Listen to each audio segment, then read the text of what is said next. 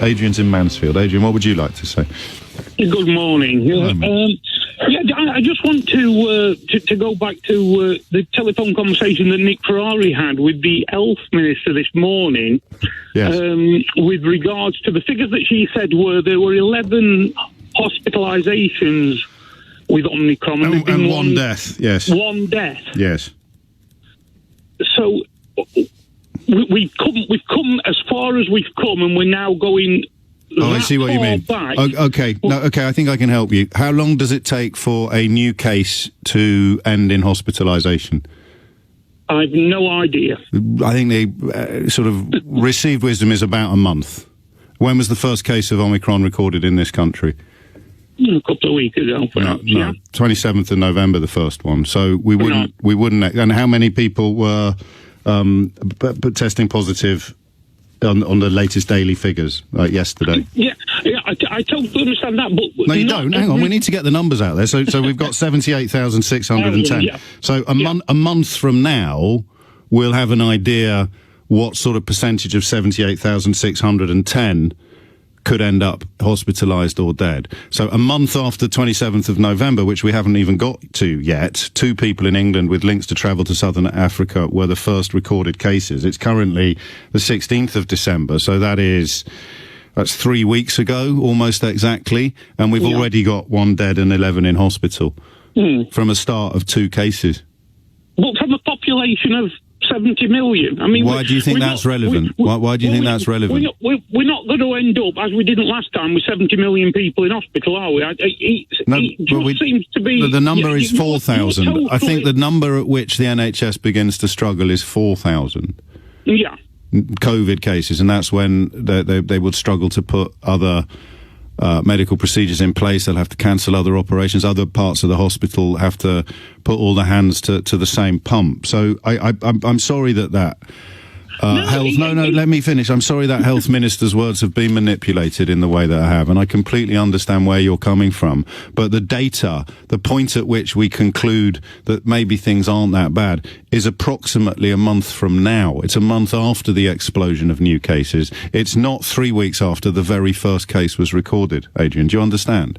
Yeah, I do. So the figures that the health minister shared on the radio this morning, in no way, shape or form contribute to the idea that we are overreacting or that we shouldn't be taking the measures that the chief medical officer is suggesting that we should take. But surely... That's right, carry on. I'll have one more go.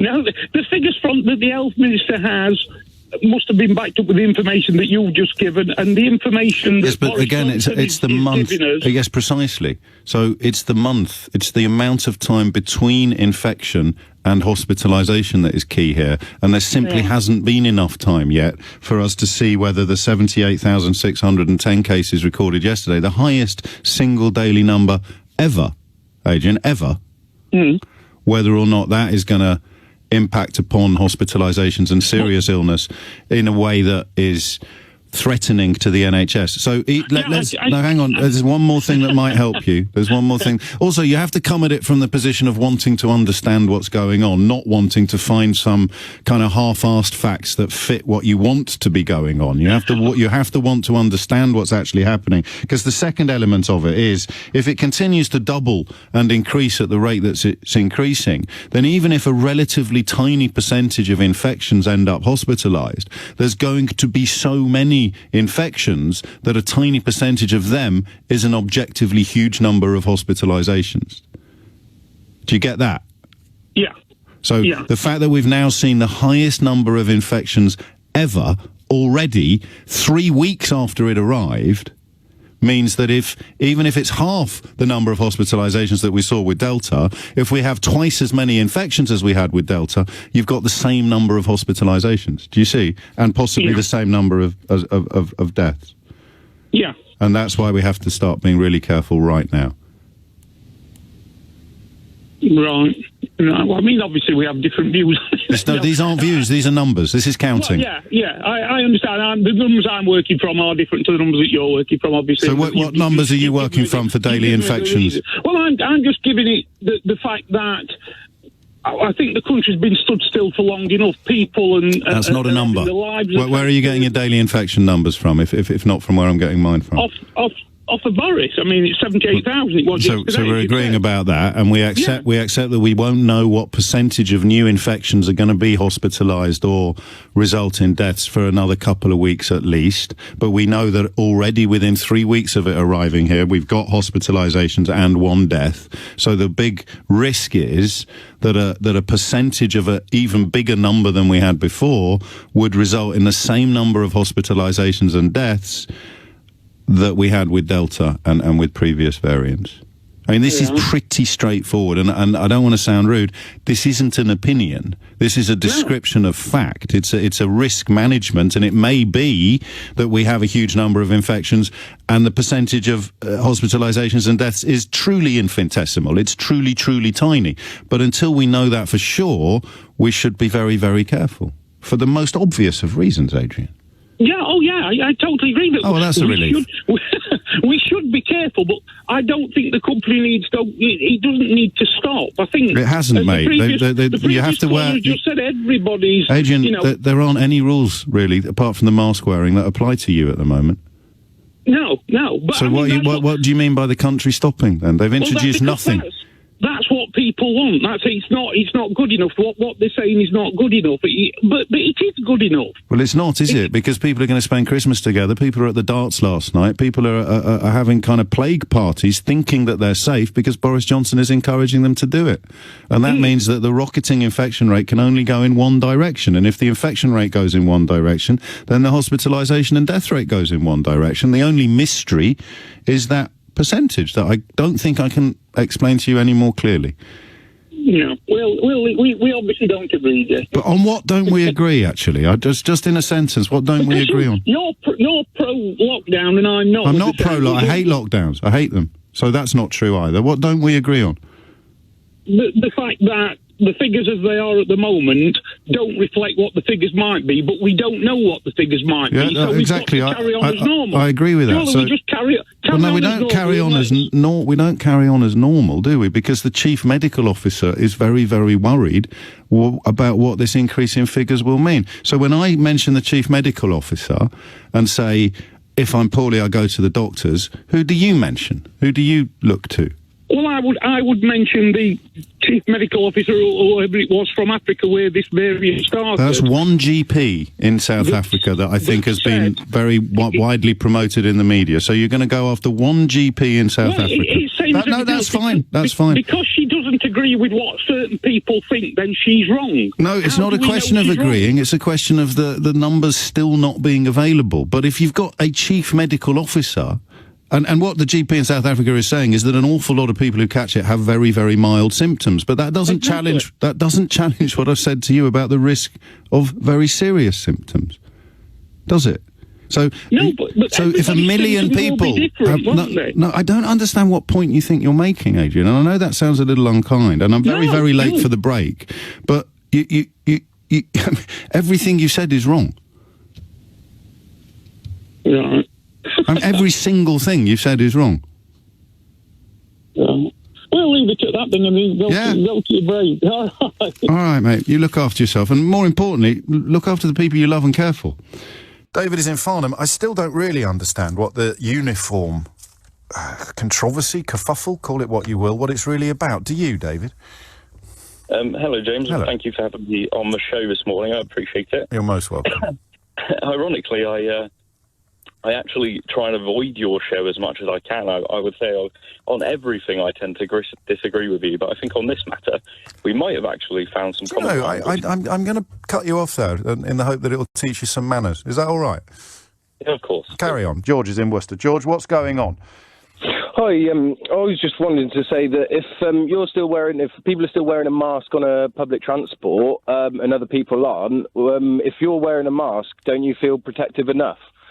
That it doesn't have to be, it's everybody's own personal opinion, and if the government are saying that you don't have to wear one, but you're still choosing to do it... The government have said that you should wear a mask in crowded spaces. I mean, but they're not enforcing it, are they? They're saying that you should, but then why do you think? Why would that be then? If they think that you should, which recognises the efficacy of the public health policy, why would they stop enforcing it? Because it's too hard to enforce, maybe.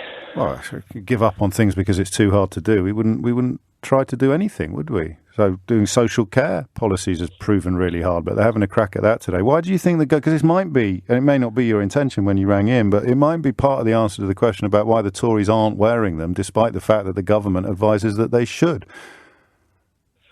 That I can't answer. But isn't it the same principle? Because you know you're supposed to wear one, but the government have given you permission not to. Why would you not want to wear one when the people in charge are, and of course most of the science and most of the research suggests that look, the very, very, very worst thing that could happen here is that they turn out not to have made a very big difference. Most people now believe that they do make a big difference. Why would you not want to wear one?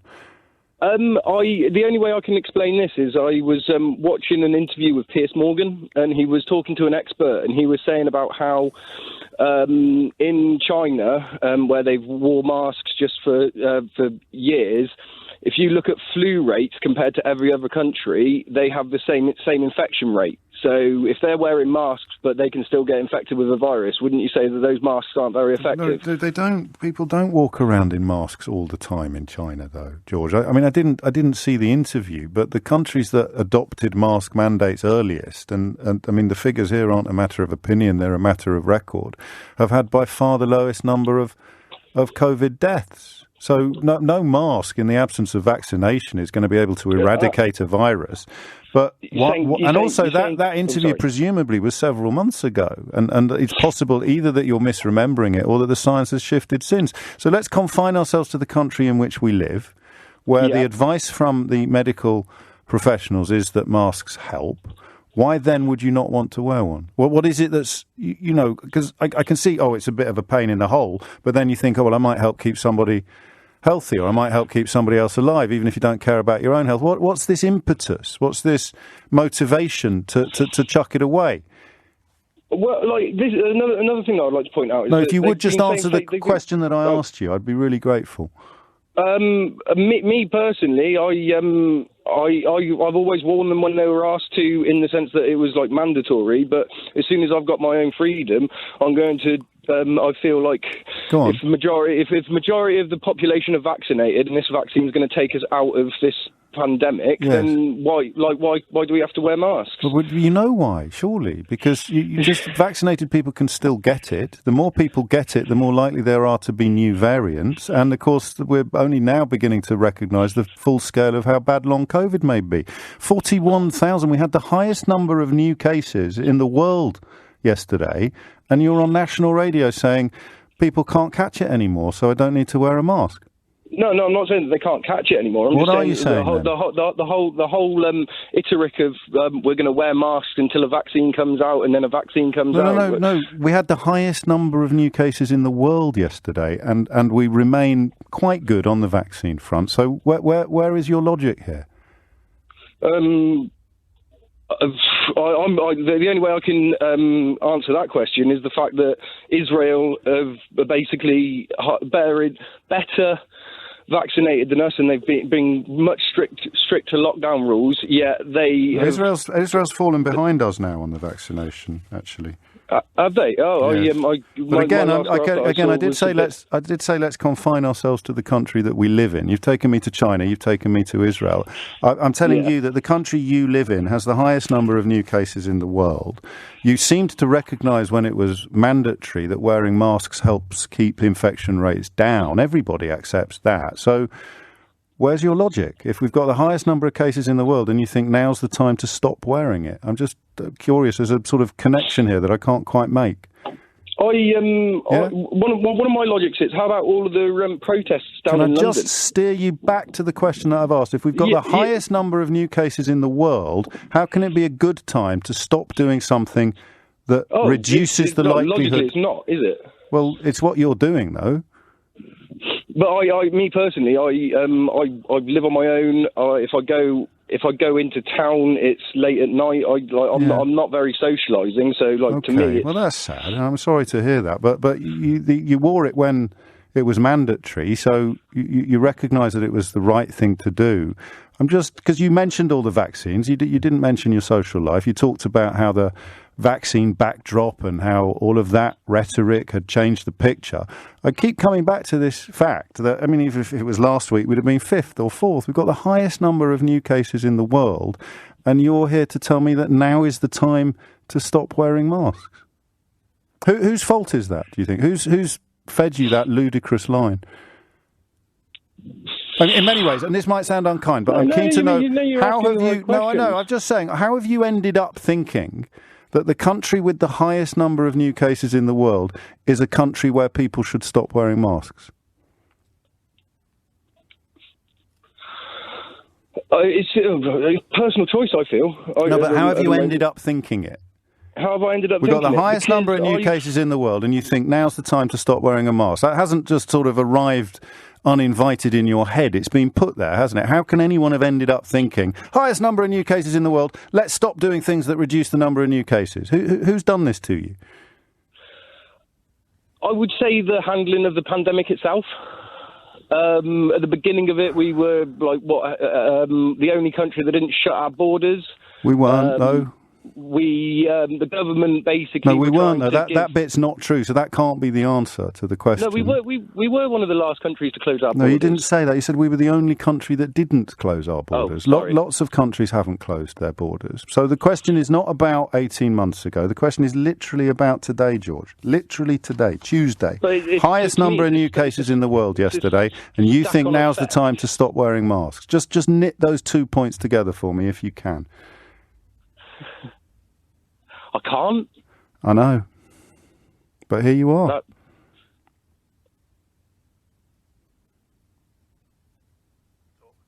Wear your mask, mate. I wear a buff, if anything. Well, and I've had problems with that. Just wear a mask. Wear a mask, mate. But no. A buff is sort of like a bit of cloth that goes over my face and things. Okay, George. You take care of yourself, yeah?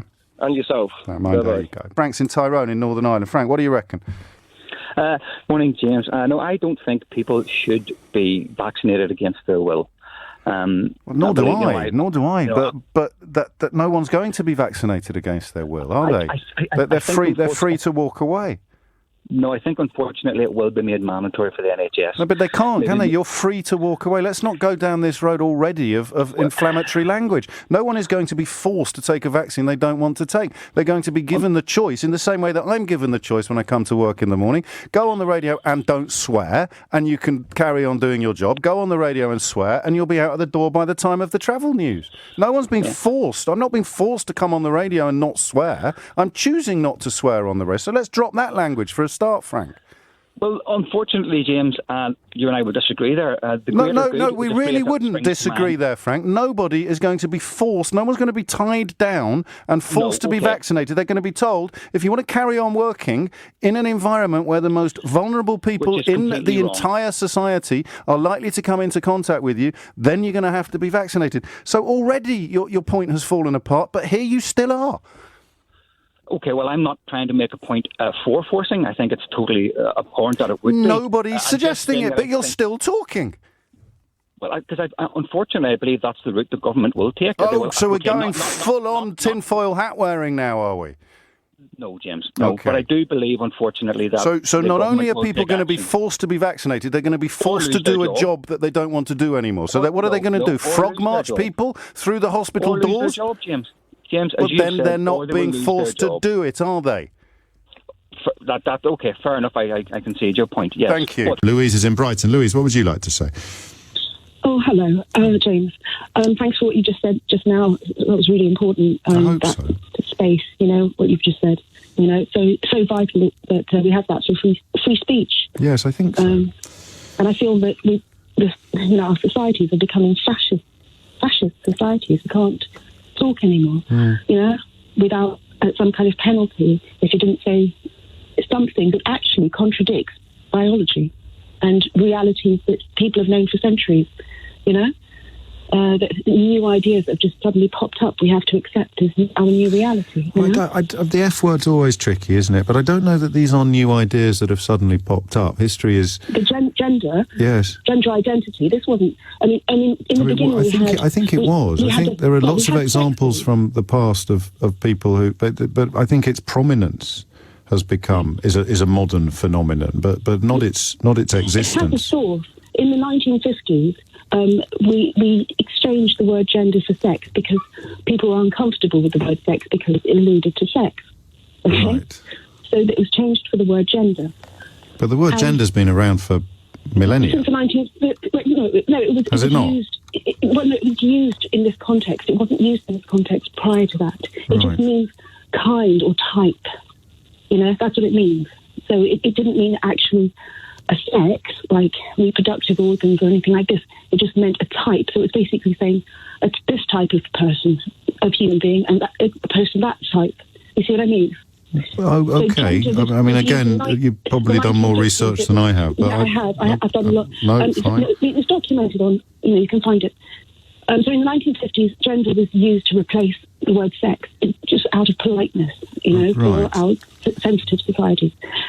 And then very recently, gender identity, see, this is something different. Before it just represented male and female, and now it's become an identity that was never spoken about before. Can I possibly unfairly, can I just nudge you towards why you don't think, and I'm presuming you don't think, that Laurel Hubbard should be allowed to compete in this discipline at the Olympics? I think nature is what matters. You are either male or female. You go through a male or female puberty, and nature doesn't care about your feelings or anything like that. That is how your body is. The reason we have is that. I mean, is that a slightly fascistic approach to nature? How? I don't know. I'm just. It's not a word I like, but I know you like it. But you're laying down the law in a way that brooks no debate or discussion.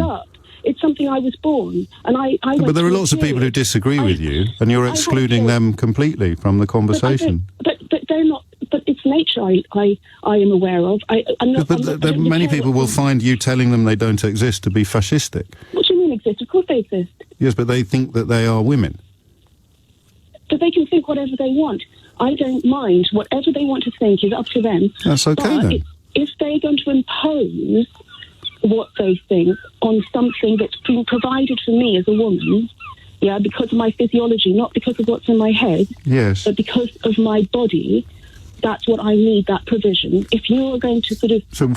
we're going to hit the news, so I don't want to sort of squeeze you, but give me the most powerful example of that imposition, if you could. Okay.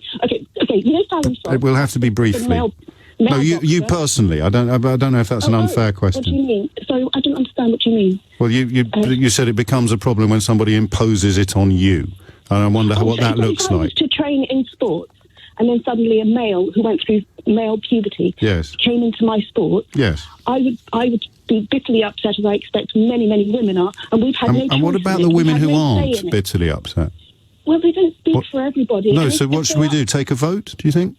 No, because why not? Because it's either same sex, so it's single sex. So we don't take a vote on it. We just do what you want. Well, no, let's change the word then to gender sports instead of. No, it's not. Let's just say if you feel it's an imposition, then we ask everybody else who's competing how they feel about it, and then go with the majority view. Otherwise, it's pure fascism. Are you talking about gender or sex? Are you talking about gender? I'm talking about you. I'm talking about the imposition put upon you in the sport that you don't currently compete in, but we're imagining that you did.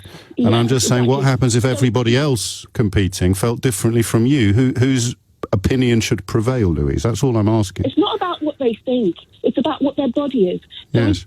Are you either going to go... This is your opinion, isn't it? No, because gender is man-made. No, but your opinion about what should prevail here. Is sex real or not. Did a mother give birth to you or not, James? But you see, you're doing that thing that always confuses me, because we're asking quite straightforward questions about... Did someone give birth to you? Well, obviously, yes. That's a woman. Okay, yes. We've got different pelvises. We walk differently. We swing. Yes, I know all of this, but that's why I'm asking you simply about this Olympic category. It's why we've been very careful to keep the conversation very specific. And your point is that even if every other woman, and you don't even compete, so if every woman in the weightlifting was comfortable with Laurel Hubbard competing, you still don't think she should be allowed to. It's not. I don't know why you'd be embarrassed by that position or avoid it. It seems perfectly reasonable to me, but it is quite fascistic. It's about sex. And I know all of this, but can we just acknowledge that if every other woman competing was okay with Laurel... Who cares what they think? Yes, who cares what they think, exactly. No, that's fine. I just wanted to get there. I hear you, Louise, I just wanted to get there. Who cares what they think? They are the competitors in the category. And you may well be right. Who does care what they think? But it's certainly not a defence of the anti-fascist position that you began the conversation with. Oof. Ali is in Bow. Ali, what would you like to say? Well, morning, James. Firstly, I'd like to put on the record that you're not a prat. Far from it. Well, you're very kind, although, of course, it is in the eye of the beholder. So Keith's getting a T-shirt printed. Indeed. James, I don't agree with you that it's just about personality. I think personality does play a part, and certainly Boris Johnson is a vote winner, like him or loathe him, twice London mayor, Brexit victory, 80-seat majority, now Hartlepool win. So, I mean, that's clear. But I think it's much deeper for the Labour Party. And the problem, as I see it, James, is it's both cultural and economic. Labour doesn't have anything to say to these people on how they're going to get better jobs, how they're going to get more investment into their area. But also culturally, they're miles and miles apart. I mean, yes, partly it was Brexit, partly it was the fact that immigration was not controlled.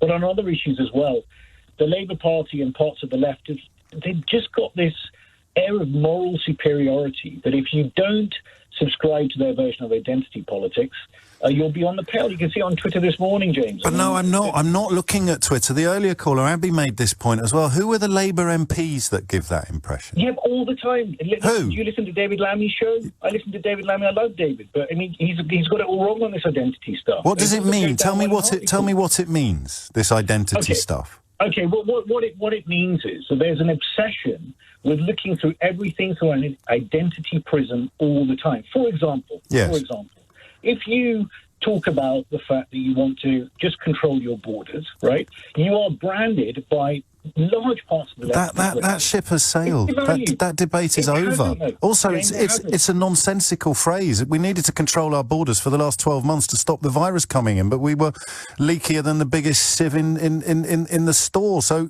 control our borders is a Faragist phrase that's used to sort of... Not really, James. Okay. So what does it mean then? Because, you know, here I now bring facts. Control our borders appeals to feelings. I say when we were in the European Union, we could have controlled our borders in exactly the way that people who use that phrase claim that we couldn't. Those are facts. So when you talk about they just are facts.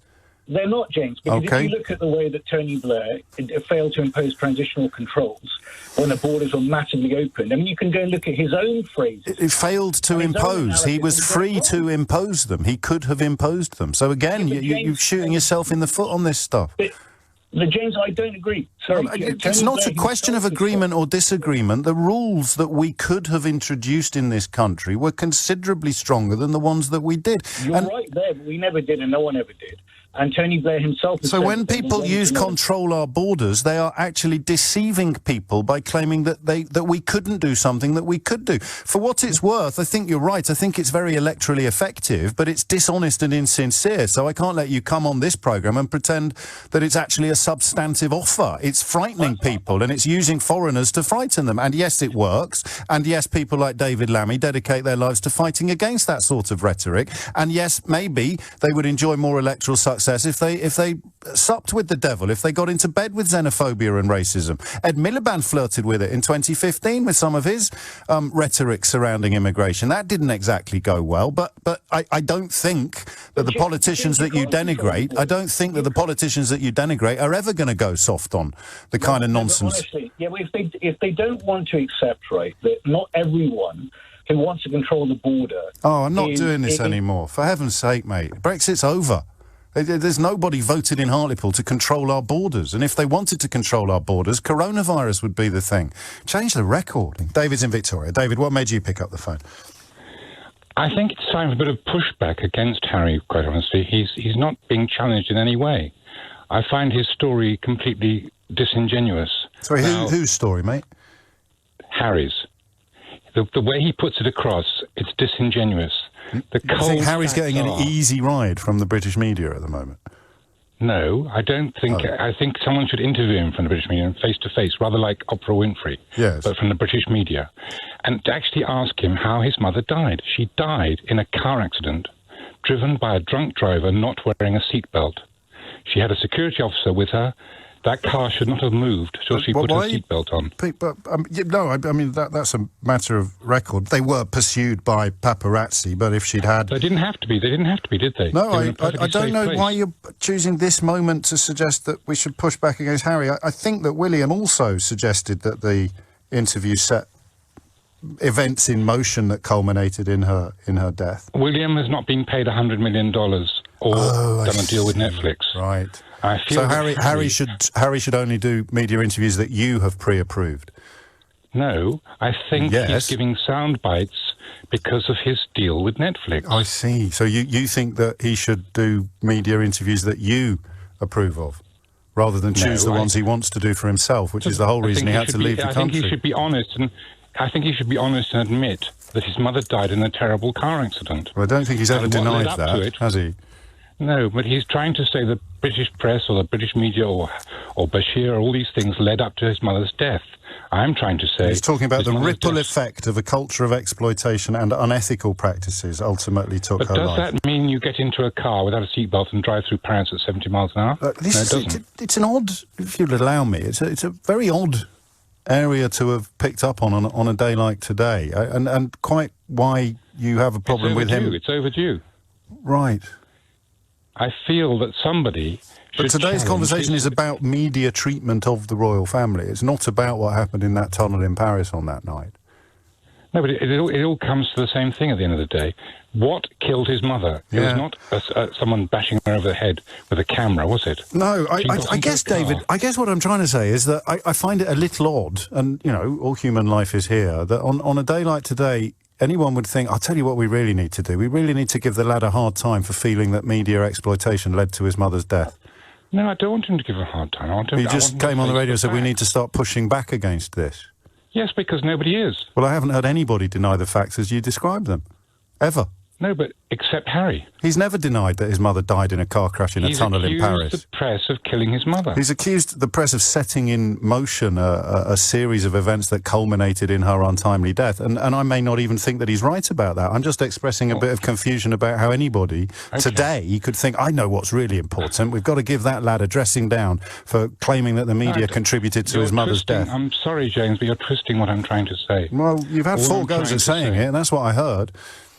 All right, let me say it again. I'm just trying to say there are 2 sides to this story. Where was her family? Now, he is dissing his own family, but where were the Spencers at the time? Where was her brother? Where were her sisters? If she needed help, did she not go and ask them for help? It's also one-sided. What is it? I genuinely have no idea what you're saying to me. Let's forget about Netflix and the idea that you want him to be... I'm saying... Okay, yes, can I try again? Yes, I'm saying that Harry is attacking his own family. Yes. But there's another family involved, the Spencers. But they don't have a symbiotic relationship with British newspapers, do they? On anything like the scale that the royal family does? No, but they had a relationship with his mother. And if she was having problems, which is claiming, and she couldn't get any help from the royal family, her husband's family, could she not seek help from her own family? I think, okay, so no, I think where you've got this wrong is thinking that Charles Spencer could exercise influence and control over the British media in the way that Buckingham Palace can. No, I think he could have been sympathetic to his own sister. It's appalling to suggest that he wasn't. Well, why is Harry so one-sided? Weren't the Spencers involved as well? So I see. So you want Prince Harry to only do media interviews that you approve of, and you want him to start slagging off his... You want him to start slagging off his uncle as well.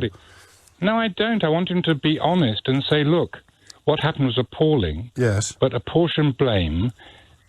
Does his mother not take responsibility at 35 years old? Oh, Christ, so you want Prince Harry to give interviews in which he blames his mother for dying early? No, I don't. But that is what you just said. You see, this is an astonishing exchange. Well, you're going to accuse me of twisting your words. Oh, you just did. So you come on the radio, you say things, I repeat it back to you, and you say, no, that's not what I said at all. It's not the meaning, not the gist of my meaning. Well, I can only go with the words that came out of your mouth, man. I can't go with the words that you meant to say but didn't. Okay, well, try this then. Yeah, go on, last chance. Give a balanced argument on both sides. No, you're not. You're telling Prince Harry that he shouldn't give interviews unless you've previously approved of the person that he's giving them to, and that he should start blaming his mother more for her own early death. Well, you're a really nice bloke. Hang on a second. This is ridiculous. You hang on a second. You're ridiculous. That's exactly what you come on the radio to say. Let me ask you a This is astonishing. I was trying to be all polite to you, but you're an absolute ghoul.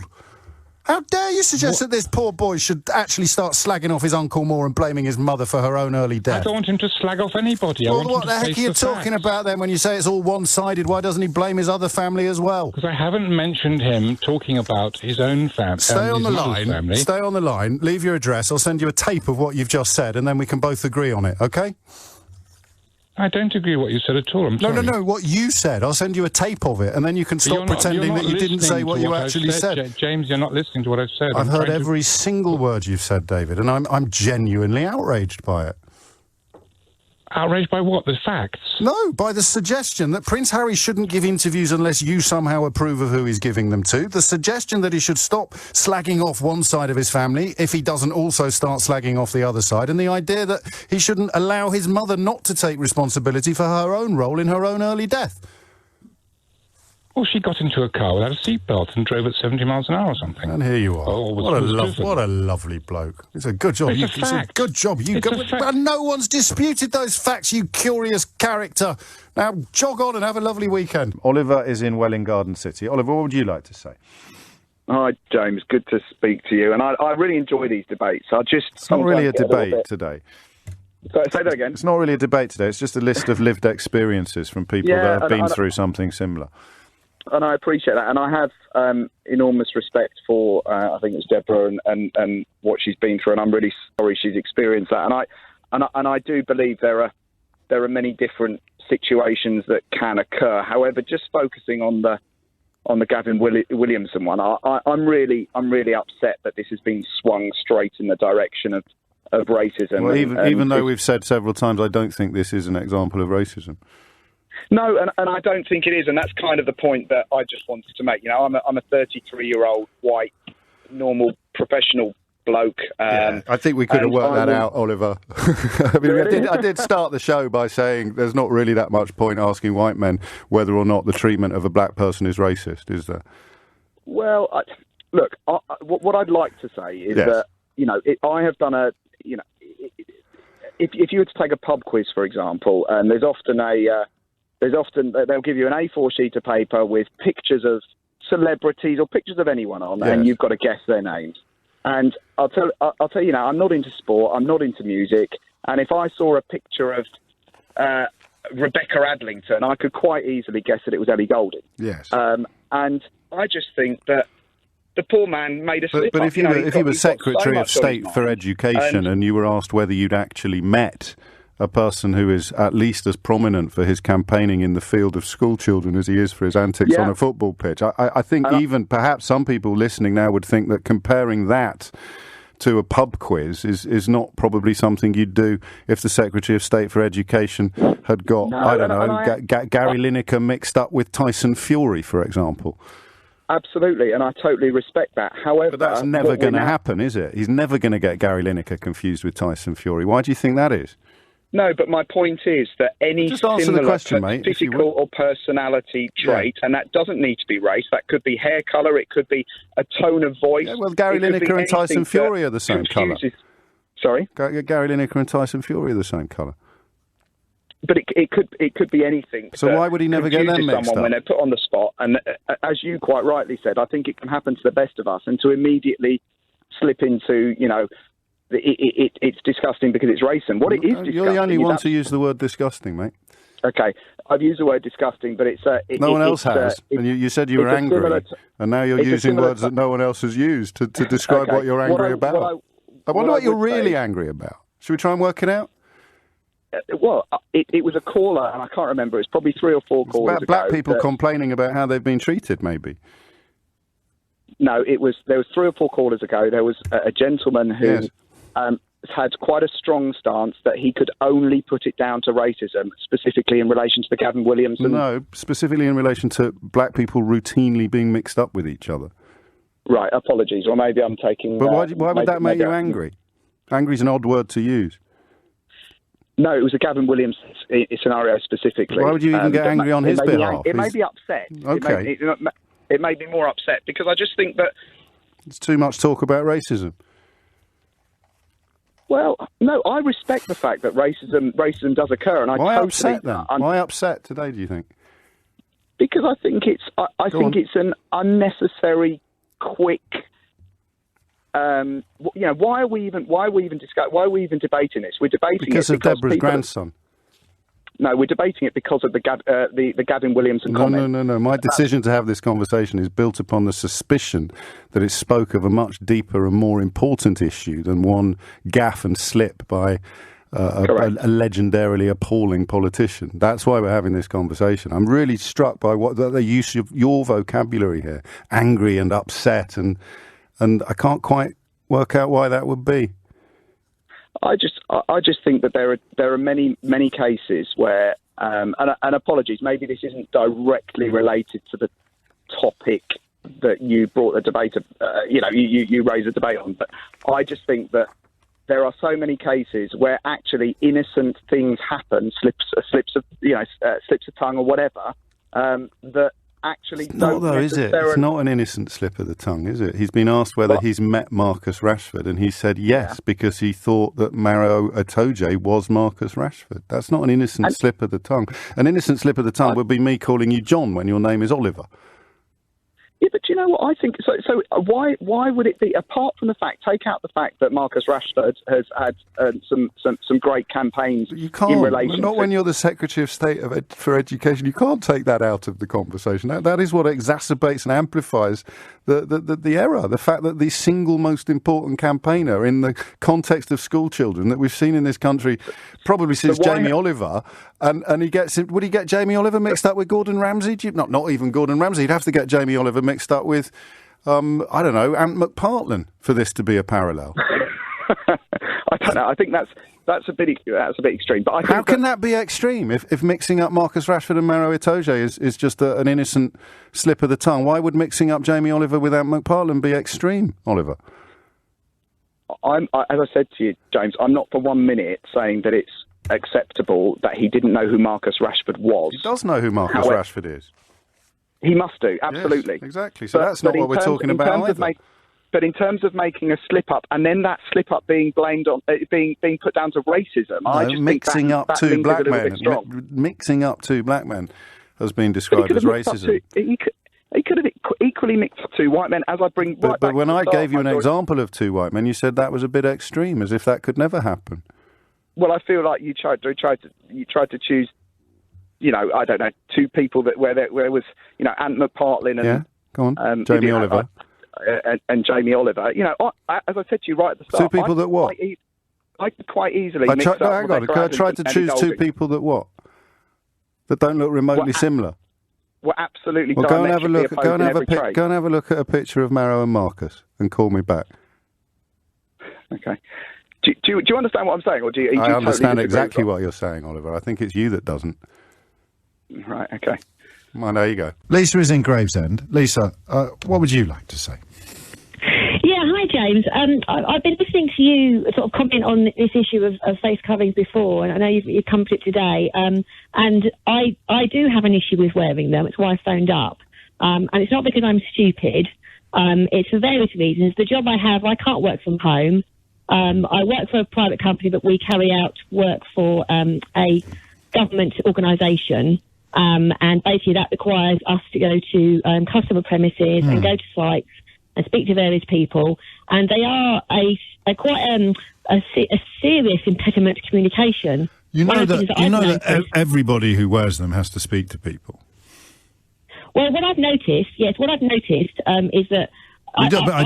Just to be clear, we are agreed on that. Every single person who wears. If I could just explain my point, if you wouldn't mind. Basically, what I've noticed is wearing them. Yes. Well, I haven't started, if you don't mind. So since I've been wearing one, obviously we've been wearing them for the last 15 months. So I've been going out to work, and I've noticed the extent to which obviously we all rely on lip reading, and I found it's really difficult to hear people. It's really difficult to. My job is all about communication. You know, I interview people. That's basically what I do day in, day out. Same here. It's difficult, but of course I need to see people face to face, and you don't. No, that's the difference. Well, so I don't want to sound insensitive. Are you suggesting you might have a hearing impediment? No, not at all. I've spoken to lots of people that have said the same thing, that when they meet people face to face, when they're talking to people, it's really easy to mishear what they say. And in a job where you need to... But you can't see my lips now. No, but what I'm trying to explain to you, if you would let me make my point, if that's okay. Well, you keep saying that, Lisa. Just tell me again.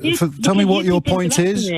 My point is, yes. I have 2 points, if I may make them. One I wish you would. I've noticed that it affects my ability to communicate and do my job. Yes, I heard that. You've made that point. And my second point is that I find wearing face coverings personally really uncomfortable and oppressive. Everybody does. I'm menopausal, so I do not want to see I'm not them menopausal. becoming...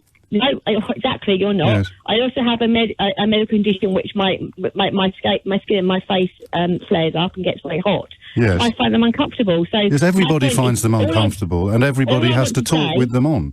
I think, do you feel you've made your point yet, or shall I be quiet again? Well, all I wanted to say, you asked somebody to ring up who doesn't want them to become permanent. That's my point. So I've been wearing them where I have to, where we are required to. But I would rather the government said, going forward, you don't have to wear them, but you can wear them on things like public transport, and I would wear them on that. Wear them on that, but you wouldn't wear them at work. You wouldn't wear them at work. Well, you don't wear them all the time, do you? Have you got one on now? I do. If I'm working on site, I do. Have you got one on now? I'm not at a site at the moment. No, I know. I just said you don't wear them all the time, Lisa. I wish you'd let me make my point. I wear them when I'm at a customer site. But you don't wear it all the time, and everybody who wears it finds it uncomfortable, and everybody who wears them has to speak to other people, Lisa. Yes. So what is, forgive me for using this word, but what do you think is special about you? Nothing. I'm just saying that that's the reason why I would rather have the choice about when to wear them, and I would rather they were not mandated. That's all the point I want to make. And I'm very grateful to you for making it. And you are, just to be clear, you have now made your point. Yes, of course. Fantastic. Thank you. No, I mean, I would rather not wear it as well. The problem is that people who should wear them won't wear them when the guidance is reduced, as I think perhaps unintentionally you just demonstrated. Beth's in Greenwich. Beth, what's going on? Hiya. Hello. I was just thinking, for me, the most prominent person that would fit the bill would be Amber Rudd. She tried to speak at Oxford University and she was deplatformed. Well, shortly after she deplatformed herself from the Conservative front bench for presiding over elements of the Windrush scandal. But that doesn't mean she doesn't have something reasonable to say, and she did. She resigned. She tried to take responsibility, and the point of deplatforming is generally. But she did deplatform herself. We don't like what you have to say because we don't think you're a person of reasonable. But she resigned. She resigned because what she did was unconscionable. But then she has something to say, whether she did something wrong or right or not. We think no one's stopping her from people who take responsibility for what they do. But going back to hang on, I just want to be clear on that. That was your main point. No one stopped her from saying. Give an example of somebody, and she's been disinvited. She was deplatformed. She was invited to speak for women's feminist something or other. And they said, no, we don't want you because, as you said, the Windrush scandal, and we think there are people there who will be offended by your part in it. No. That is the point. You can talk over me if you want, but it won't change what I say at the end of your contribution. Can I give my contribution then? Yeah, carry on. Fill your boots. A lot of the reason why people are upset about deplatforming is because often it's people who are saying things that, as the gentleman before said, offend groups. They find, and it's a lot of being safe around groups of people. So they say, we don't think you'll say things that will be appreciated or accepted well by these groups. But it's important to have these people say things, whether they say awful things or things that can be challenged or things that are sort of on the fence. If views aren't aired across the board, people who feel like they haven't got a voice will go in a corner in their little Facebook group and wind themselves up in an echo chamber. Okay. Or if they're allowed to say it outright, then we can see what their ideas are, and we can decide whether we like them or not, and we can challenge them. Holocaust deniers? They should speak, so we know who they are. I disagree with you on that. And you can sell Mein Kampf in the UK, but you can't sell Beth, Mein Kampf I'm going to have to speak because I'm late for the break. Outside of the UK. I'm late for the break. So it's important to have freedom of speech. If I may, 3 things. It's important. Number 1, no one's talking about deplatforming. We're talking about cancel culture. Has Amber Rudd been cancelled? Cancel culture is deplatforming. So has Amber Rudd been cancelled? She was cancelled. No, she was disinvited from one event in the middle of a scandal. In the middle of a... This is wordplay. This is absolute wordplay. Okay, disinvited isn't deplatforming. Well, I can't play with words if you don't let me get any out. Has Amber Rudd been cancelled? Or is she still a public figure? I think she has a job on a radio station at the moment. So how is that cancellation? She was cancelled from that... some people who invited her somewhere decided they didn't want her there after all. I'm pretty confident that if it happened now... Again, I need to say something, Beth. If you're accusing me of wordplay, you have to know what words I'm using. Don't you? Yes. So in the middle of the Windrush scandal, a woman perceived as having borne some responsibility for it was disinvited from a single event. Are you aware that she's ever been disinvited from anything since? That's still a cancel. It's a yes or no question. It's a yes or no question. I don't follow Amber Rudd's no, but it doesn't change the fact. Are you aware that she has a program on a national radio? She has a program on a national radio station. That doesn't change. She regularly writes for national newspapers. No, we're not disagreeing with each other. An unsavoury character at that point in time. Yes. At some point, she was. I'm not disagreeing with you, but is that your only? We're still here. And then people decided she was okay again. Okay. So in the middle of the Windrush scandal, it was decided that might be a provocation too far for some people who perhaps had family members who'd been caught up in it. For me, cancel culture involves being removed from the public space. So we have a different... Beth, at something she did mean that she can't speak? Because the people that issued the invitation are the people who decide whether or not they want to rescind it. Exactly, and they cancelled her because they you would order them. People they'd invited, the bigger groups, would be offended. I promise you we could make some progress if you just listen to what I'm saying. Who should decide on invitations? The people that issue them or someone appointed by the government? The problem... No, you have to answer my question. You have to... No, I'm going to insist that you answer my question. Who watches The Watchmen? The people who... Beth, you have to answer my... If you don't answer my question, you're going to undo all the quality of the contribution that you've made. Who should be in charge? Okay, mate. I've given you a fair crack of the whip, and if I think you can't answer my question, which is, as ever with people who can't answer my questions, the most powerful answer of all. Who should be in charge of ensuring that an invitation that is issued is not rescinded? The people who issued it, or somebody appointed by a government minister? Just please pay me the courtesy of trying to answer that specific question. Society as a whole. Who should be in charge? Who? Society as a whole. The people that issued the invitation or someone appointed by the government? It's either or. But society decide on those people, both people. It's either or, Beth. Sorry. It just is. It's exactly the same problem through both Just answer the question, if you could. Who should be in charge? Right at this moment... The people who issued the invitation or someone appointed by the government? Right at this moment, yes. The government. Okay, no, that's fine. I respect your honesty. There we go, free speech. Paul's in Romford. Paul, what are your thoughts? James, I think this is something, and I've thought a great deal really about this. And to go to your earlier question, where is the line drawn? I mean, I think the line has been crossed by both sides of, if you're left or right wing, let's say, years ago. And it just seems to me more and more now that we almost come to expect these things to actually happen. Maybe. What would be the leftish, like the most obvious parallel with what Cameron's done? Well, I mean, as somebody who is from a very working class background, came from a council estate, etc., etc., I've always felt that for many years now, on the left side of things, and from the local council I used to be a part of, there were often questions over, shall we say... Oh, no, I'm sure there were, but when I say what's the most obvious parallel with David Cameron, I'm talking obviously about national level party politics. Well, I mean, from sort of national level, I suppose for me it would be what's gone on, shall we say, with the awarding over the years of certain contracts to certain organisations. Yeah, which ones? Well, I mean, there's a pending case going on at the moment. Oh, well, don't do anything that's sub judice. But who's the politician you think of when we look at the picture of David Cameron sitting in a tent with this? I think of Tony Blair meeting Colonel Gaddafi some years ago, shall we say? And where was the taxpayers' money involved in that story?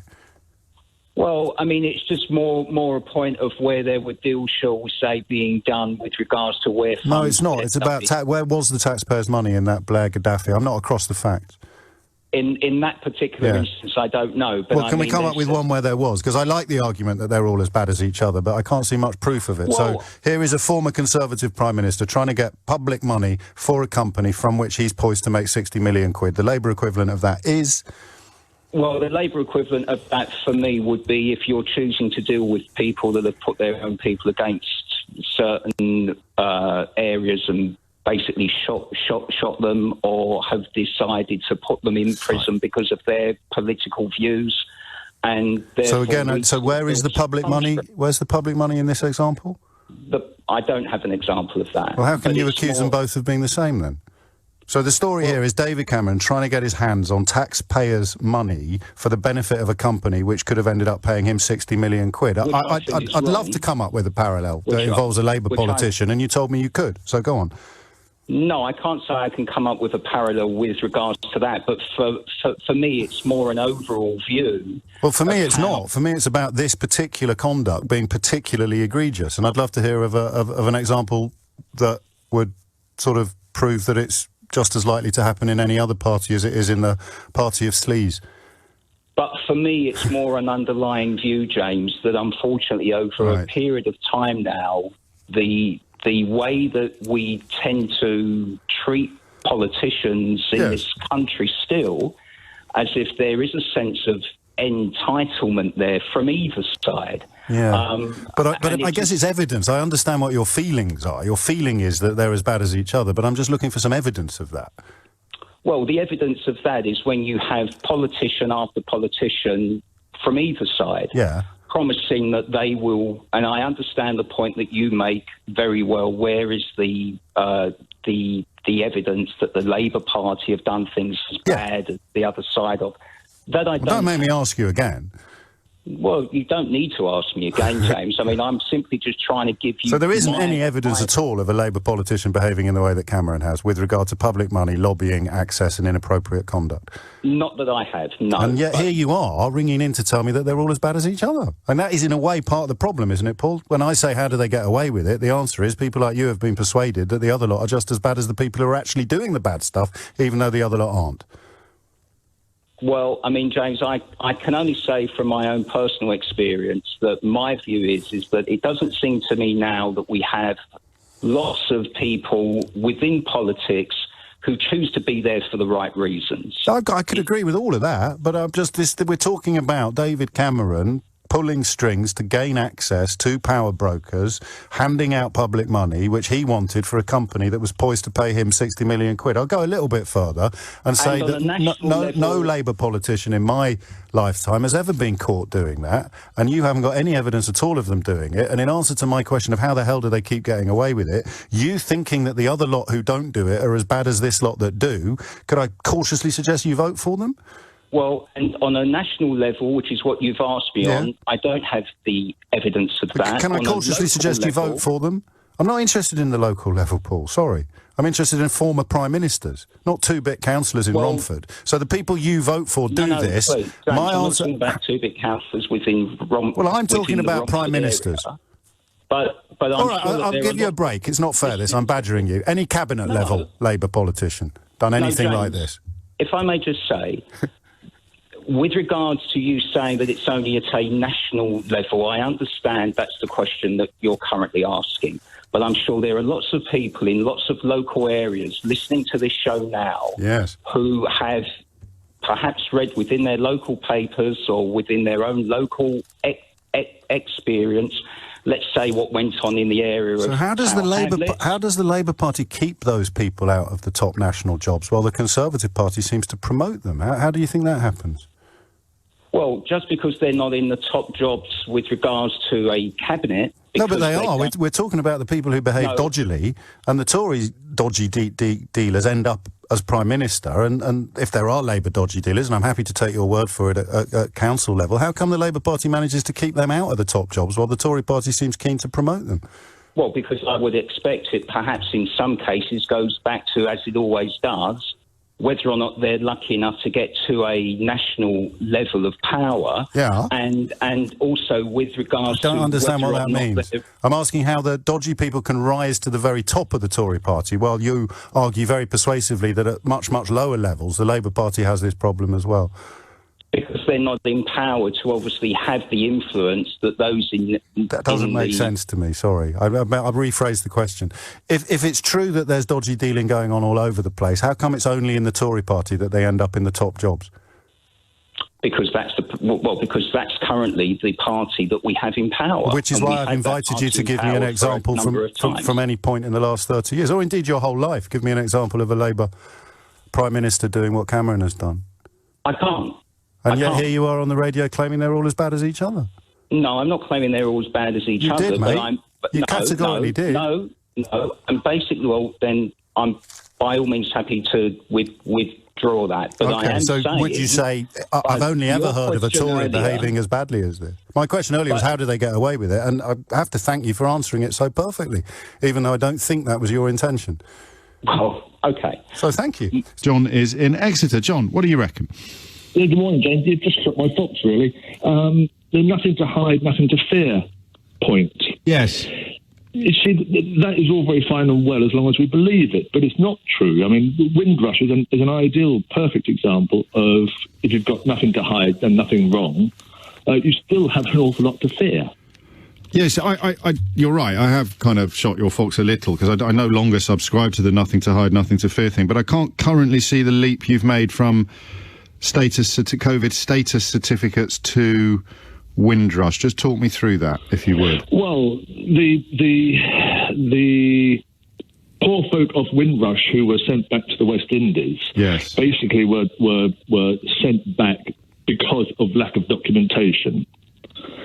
And this is an argument for more documentation. No, it's not. But it's an argument for it's like having if the ID card is the golden ticket.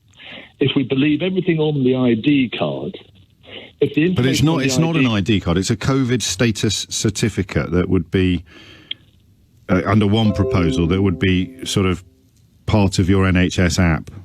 Not sure I see the difference between a certificate and an ID card. It's the same sort of thing, isn't it? No. Tell me. Well, this is a very specific certificate proving that you've done something, whereas an ID card is kind of like we've all got ID cards in a sense. If you've got a passport or a driving license, the problem is the suggestion is that it's compulsory to carry it, and there's nothing about these suggestions that are compulsory. So that's the biggest difference. If you don't want it, you don't have to have it. It just means there's certain places you won't be able to go to until someone makes a point that allows me to unsheath my Zinger, which oddly hasn't happened yet. We're 40 minutes into the hour. So they're not like ID cards because they're not compulsory. Next question. It's a gathering of information about the individual. They've already gathered the information. Oh, I have no doubt about that. So it's not. Sorry, it sounds like I'm badgering you, but so it's not a gathering of information. It's merely a badge saying that you're on a list that already exists, which you don't have to wear.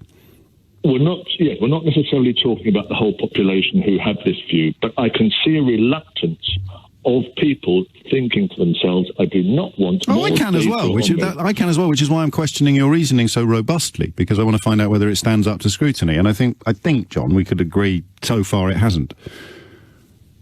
No, I'm not sure we can. Well, it's not compulsory, which is why your comparison with the ID card was invalid, and it is very specific to what it's not a gathering of information either, which is why your suggestion that it was a gathering of information was invalid, and they're the only two arguments you've put forward, and neither of them work. You're making me sound unkind here, John, but I'm only responding to what you're telling me, and now you're denying that I've responded to what you've told me in the way that I clearly have. I am not convinced. So you're not convinced by what? Because you said they were gathering information, and I have reminded you that the information has already been gathered, and then you said it's no different to an ID card, and then I pointed out one enormous, glaring reason why it's very different from an ID card. What is it you're not convinced by in those two exchanges? Yeah, okay, you win. Thank you. Next caller, John in Chelmsford. John, what would you... John in Exeter, before you go, mate, we're still mates, right? Has he already gone? He's already gone. Edward is in Isleworth. Edward, what would you like to say?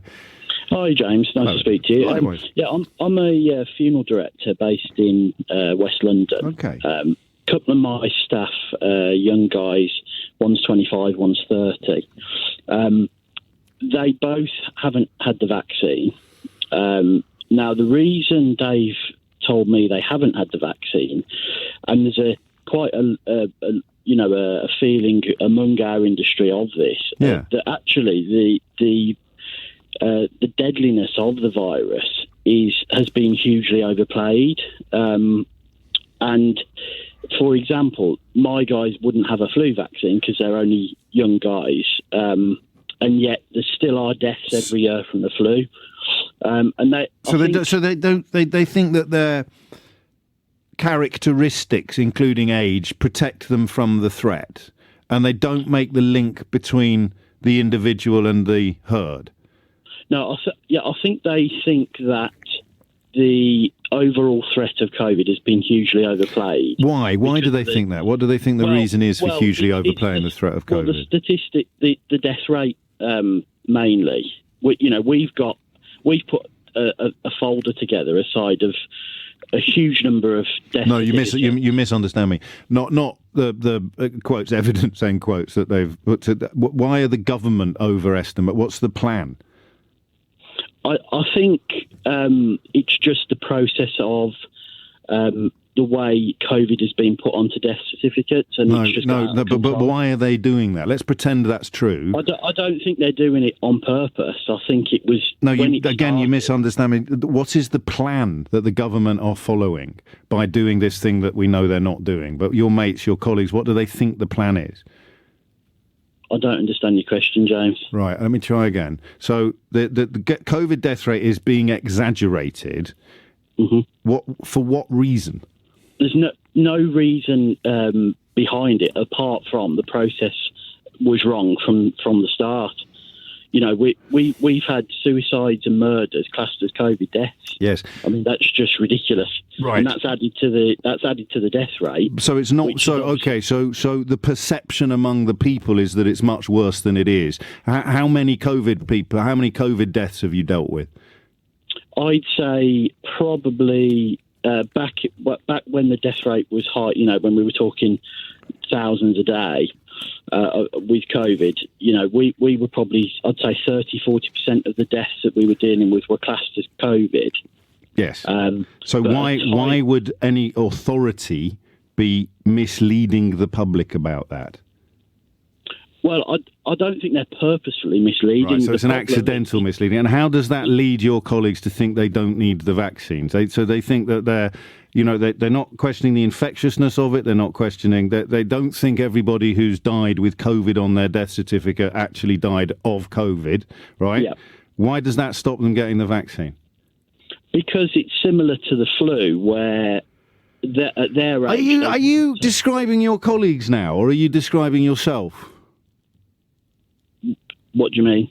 Well, it's not a trick question. No, because the problem I've got is that you're not making any sense, but you've got this wonderful defence of being able to say this is what they think, and I can't examine them. So you are telling me that the coronavirus is like the flu, and that's why your colleagues aren't getting vaccinated. Well, they don't take a flu vaccine, James. No, but do you? Because of their age. Do I? Yes. No, I don't take a flu vaccine. No. And have you been vaccinated against the coronavirus? Yes, I have, yeah. At what point do you fail to explain to them why they should get vaccinated as well? Well, my reason for vaccination was mainly because of the restrictions I felt I would be put under if I didn't have the vaccination. Right. So you don't believe in it either, then, as an actual guard against protecting the population from the virus? I do for the elderly. Right, and here we are. Okay. And as an undertaker, you've only dealt with old people who died of COVID, and anyone who's young, that was a fake death certificate. Well, no. Or it was a doctored death certificate. It had stuff on it that wasn't true. No, not at all, James. It's just the process of them putting COVID onto the certificate.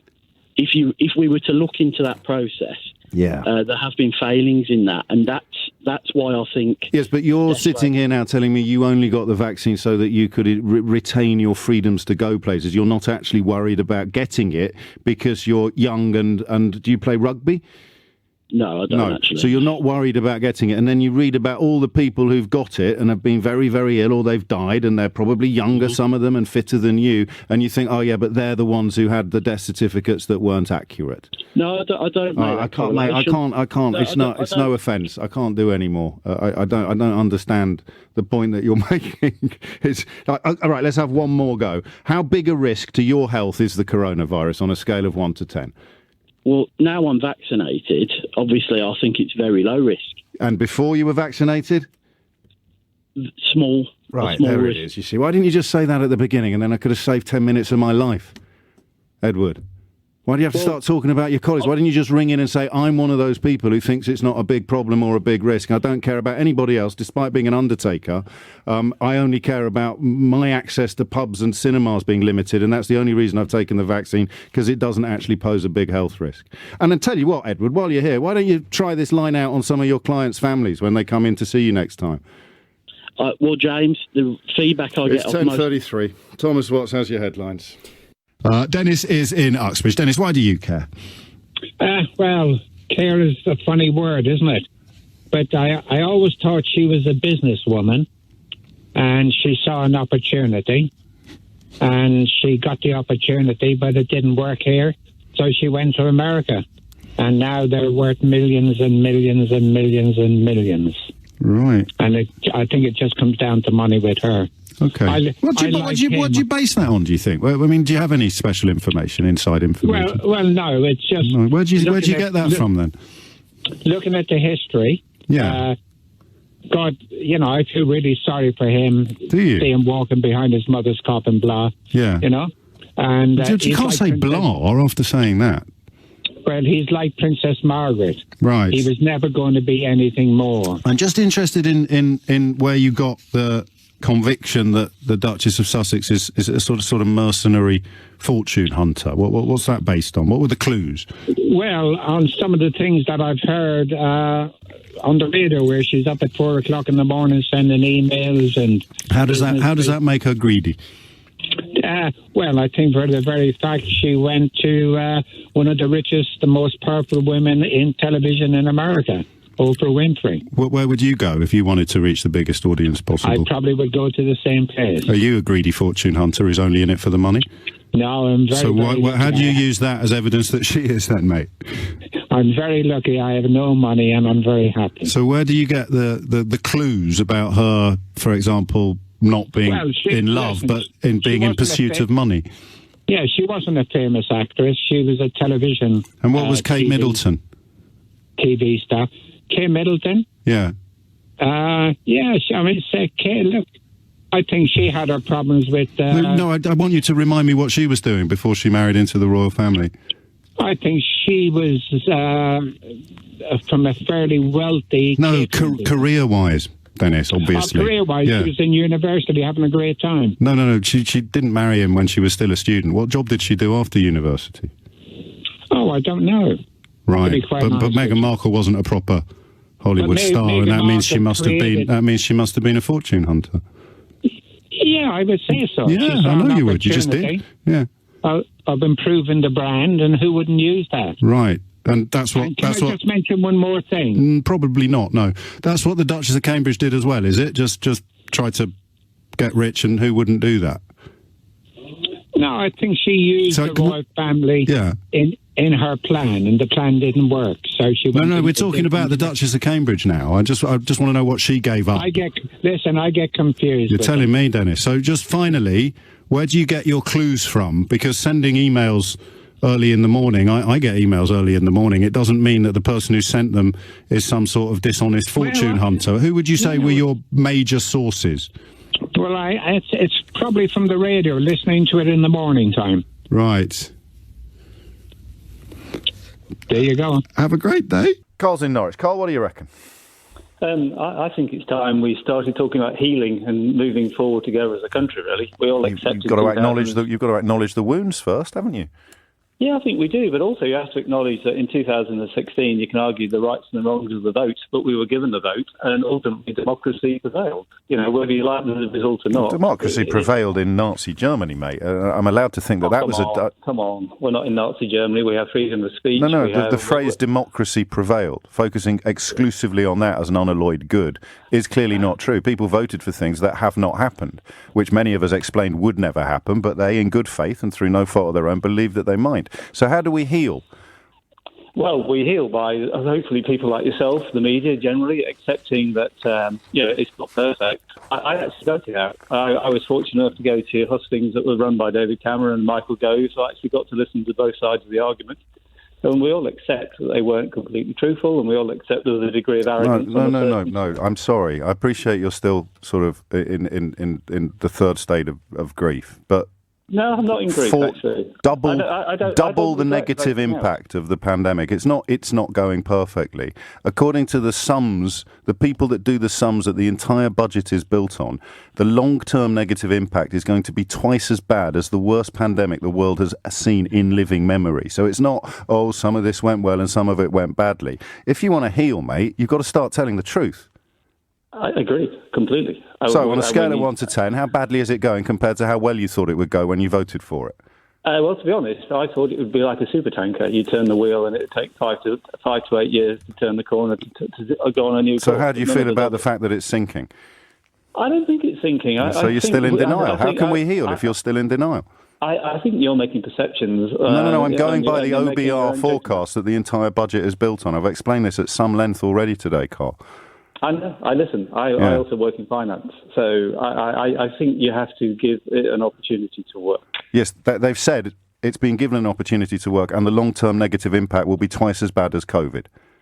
I think. Well, the problem is only history will judge, won't it? Yes. So 5 years time. So you're thinking, well, don't pay too much attention to what the OBR are saying. In which case, why do we have a budget built upon the OBR?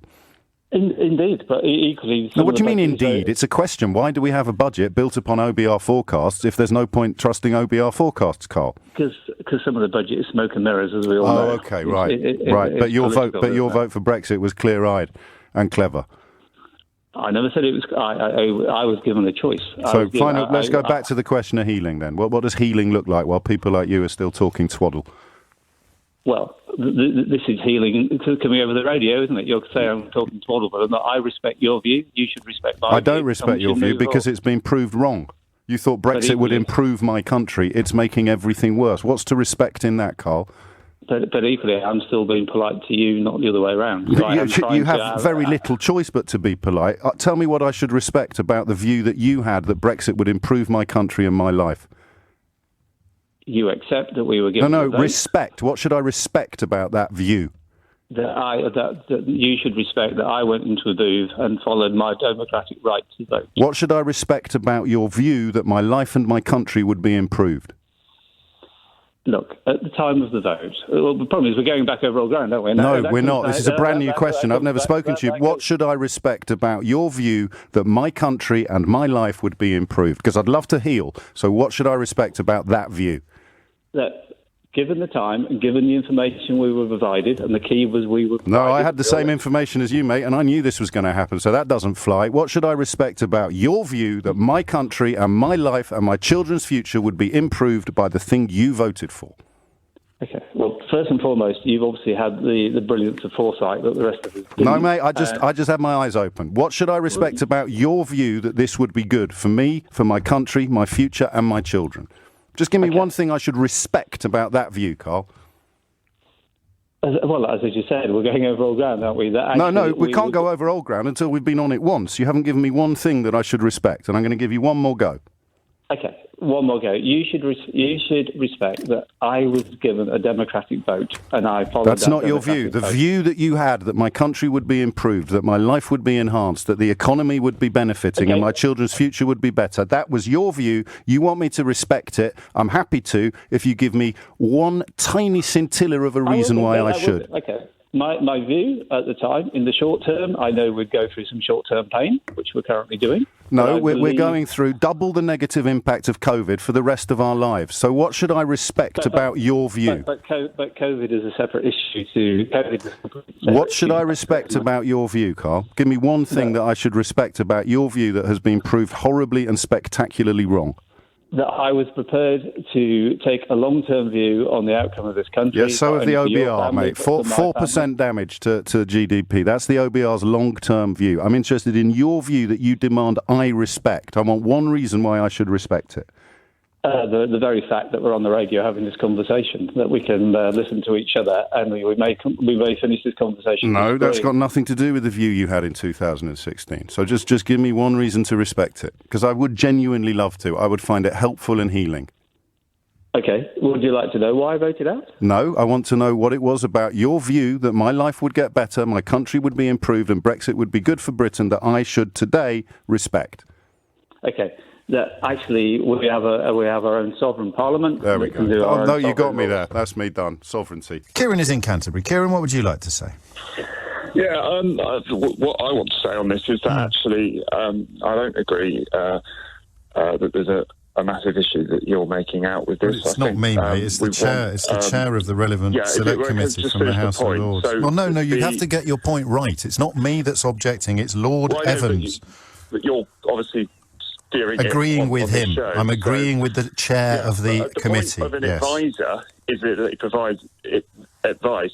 Is not a compliance manager. So the very nature of the word advice means that the person taking that advice has the ability to choose to take it or... So who's the compliance manager?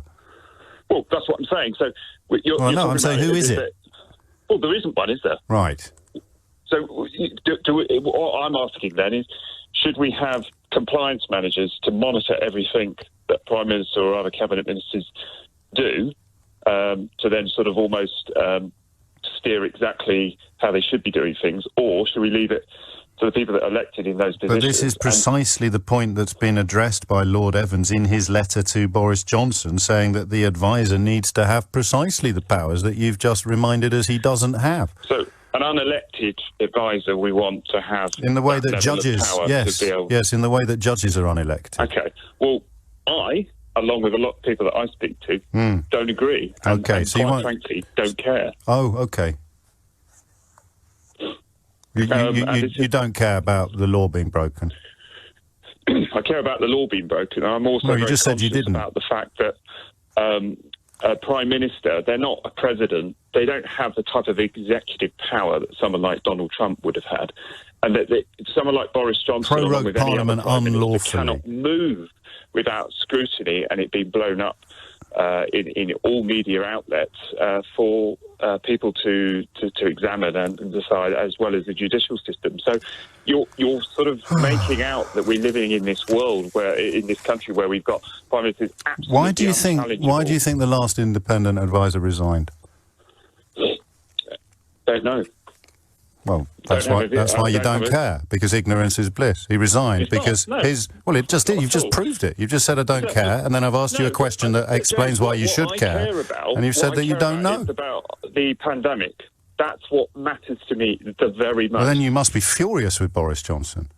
No, I mean, look at the success of the vaccine rollout alone. Yes. Look at what we've done with furlough. Look how many people died. Yeah, I know. And look who said the thing about the bodies piling high in their thousands. Again, it's exactly my point. I know. It's awful, isn't it? The facts.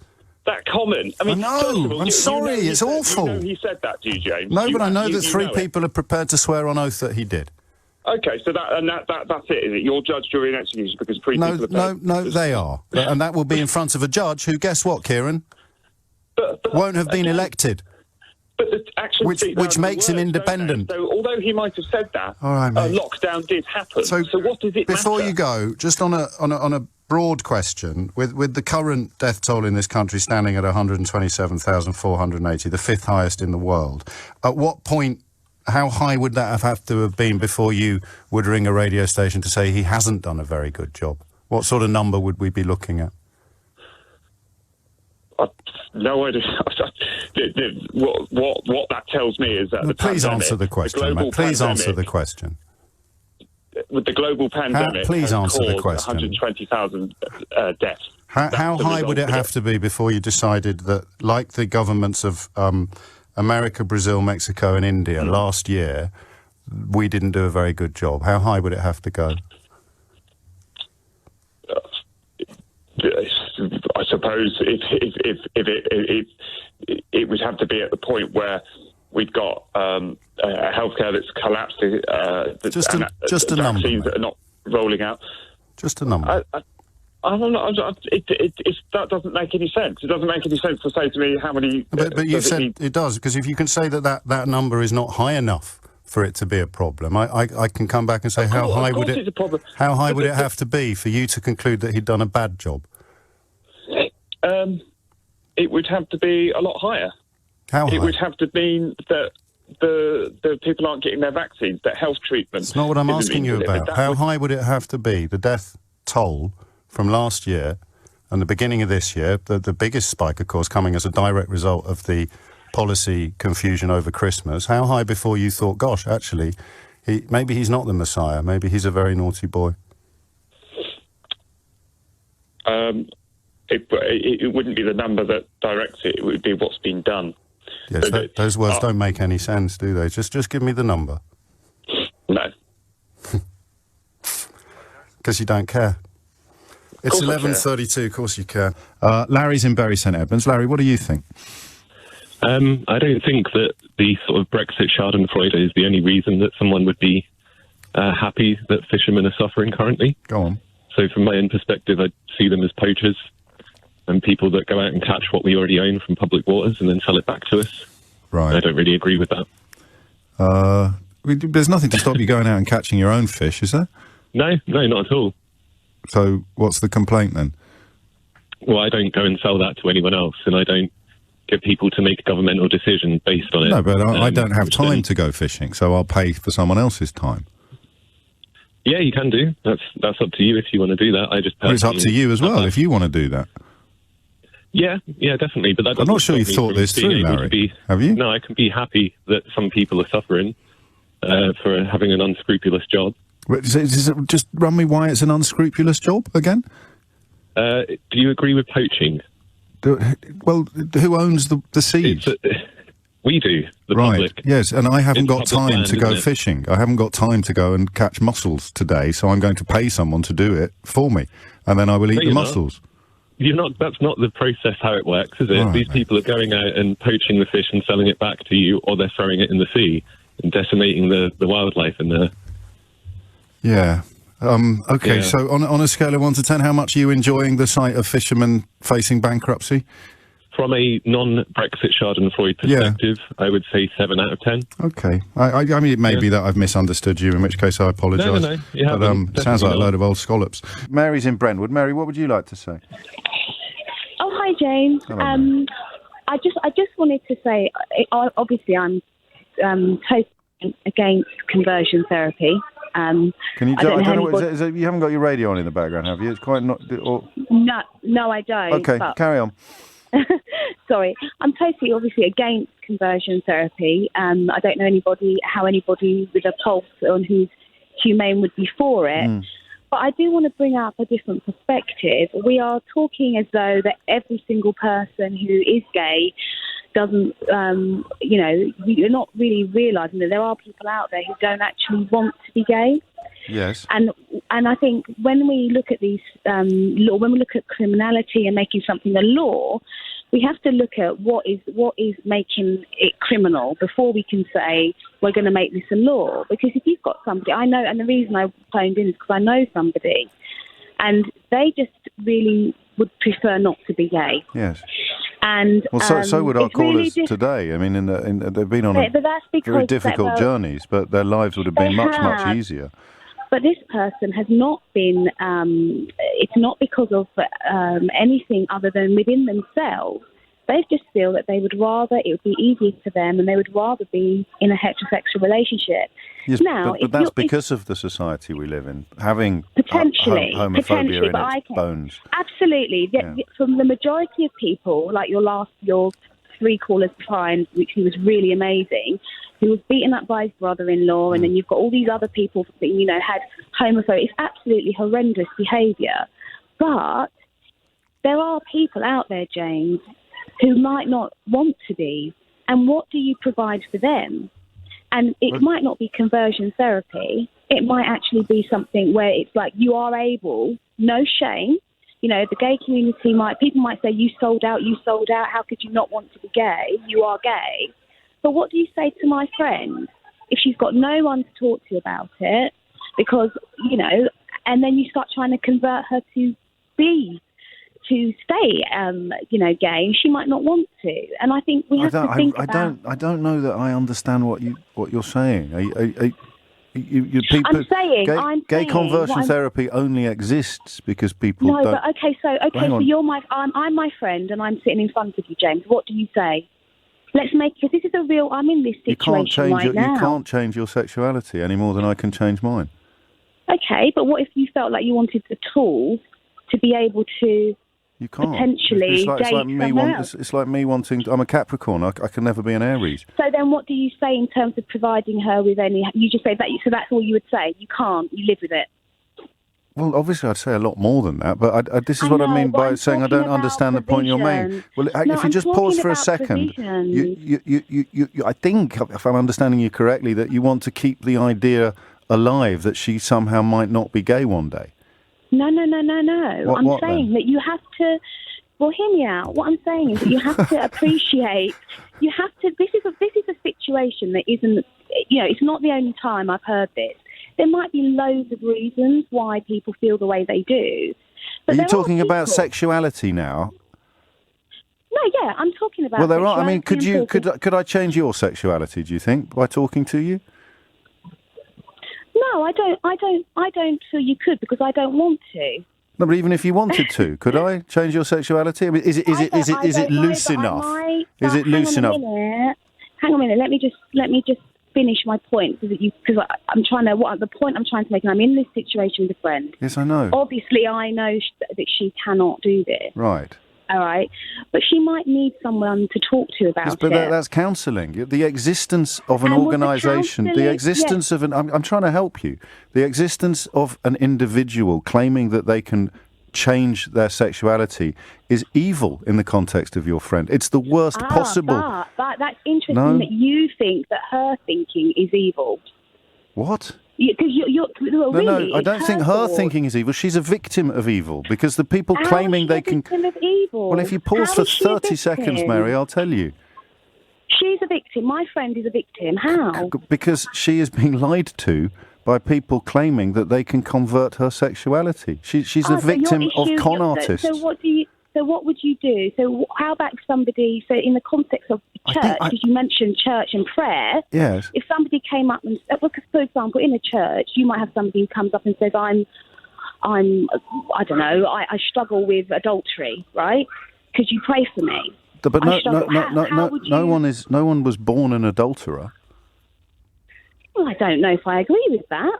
Okay. I don't know if I agree with that. Now you're just being silly. Now you're just being silly. No, I'm not. People have adultery is a choice, Mary. It is a choice, but sexuality is not a choice. So you need to come up with a better example. No, that is true. But I'm just trying to say. So you need a better example. And the reason why you can't come up with a better example is there aren't any. No, but if you think about it in the context of this person, yes, rather than just giving that person no hope that. Because at the end of the day... Well, there it is. You've just proved my point. You think there should be hope that she can change her sexuality, and there isn't. No. No. You can be married and still be gay. Can't you? Well, yes, of course you can. You be in a heterosexual relationship and still have homosexual, same-sex feelings. That's not that. No, then you're bisexual. If you're sexually attracted to both sexes, you're bisexual. Well, you might not be, but because there are lots of people who have got I'm married. really sorry, Mary. I've been very polite and I've been very patient, but you are talking undiluted twaddle. And I don't know where you think you're coming from or what point you think you're making. It's not twaddle. I promise you it is.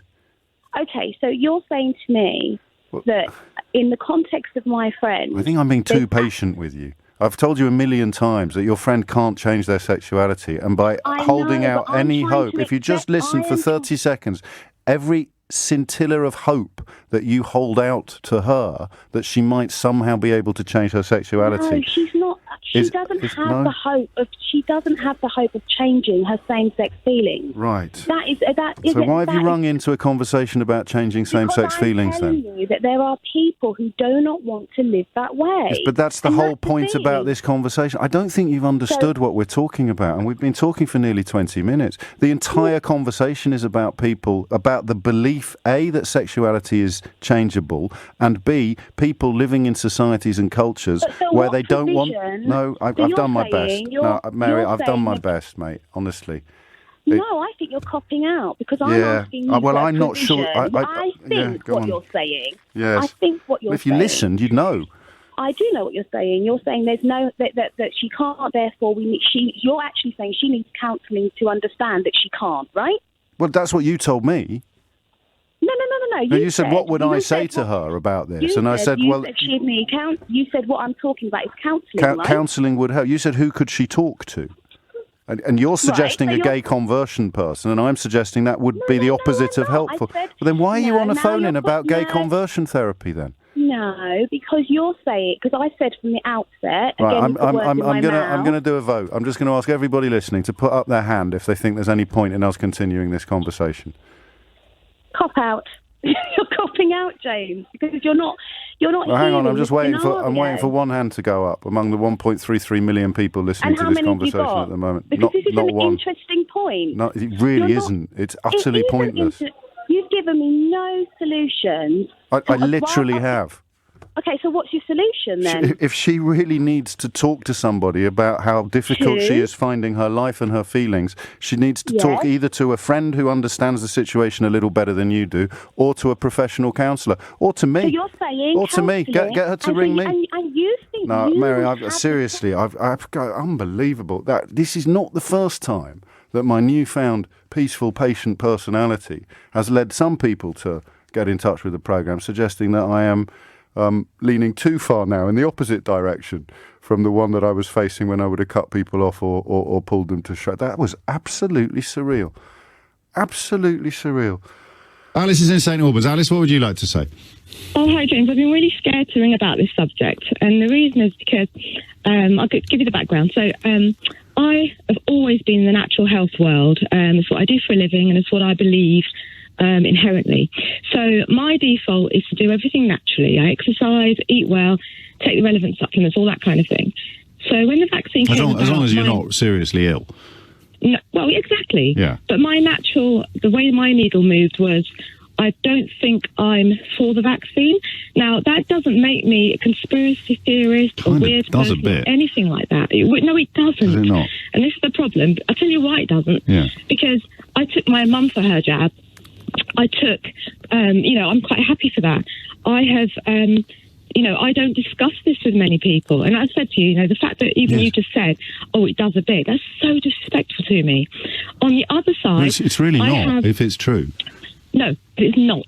On the other side, well, I have those who are... Can I speak? Yeah, well, of course you can, but you've just accused me of being disrespectful, so I need to defend myself. Okay. You don't believe... You're not for the vaccine. That is a conspiracy theory. But I'm not against the vaccine either, James. That's my whole point. Right. That's my whole point. And it's this kind of pressure that's really made it difficult for me to make my decision. Now, well, then speak to the scientists and the doctors. Yes, which I have been listening. Within my circles, I would say the majority of people within my circles are very anti-vaccine, okay, because of obviously the information that we have from the natural health point of view. Now, the problem which is cobblers. because I've not been pro-vaccine necessarily, I've then been almost labelled as the term that's being used as awake on the other side, people who know better. I'm not comfortable with that because I'm not in that category either. I'm just in the middle. I'm just a person who says, I actually don't know. I'm not sure. Well, then speak to people who do know. Well, the problem is... Speak to virologists. Can I? Well, okay. So the position I've come but why to... is that even controversial thing to say? If your car breaks down, do you go to a mechanic or do you go to your friends in your circles? The position I came to yesterday... Please, just tell me that, if you would. Look, can I just say, though, the position I came to yesterday is I am going to have the jab. I am going to have the jab, Good. Well done. Okay. And the reason was because I spoke to somebody... I've listened to lots of people, and this is what I wasn't getting a chance to do because everyone's so angry about this. But no one's angry. They are. Well, maybe your mates are, but I think the question you need to ask them is if their car breaks down, will they talk to each other or will they drive to a mechanic's? If they need to have root canal surgery, will they get their mates round to do it in the kitchen or will they go to the dentist? Very often you get second opinions. You go to a specialist. Of another mechanic. You go to a specialist or a mechanic, you go to another one, they give you two different quotes, two different ideas, two different diagnoses.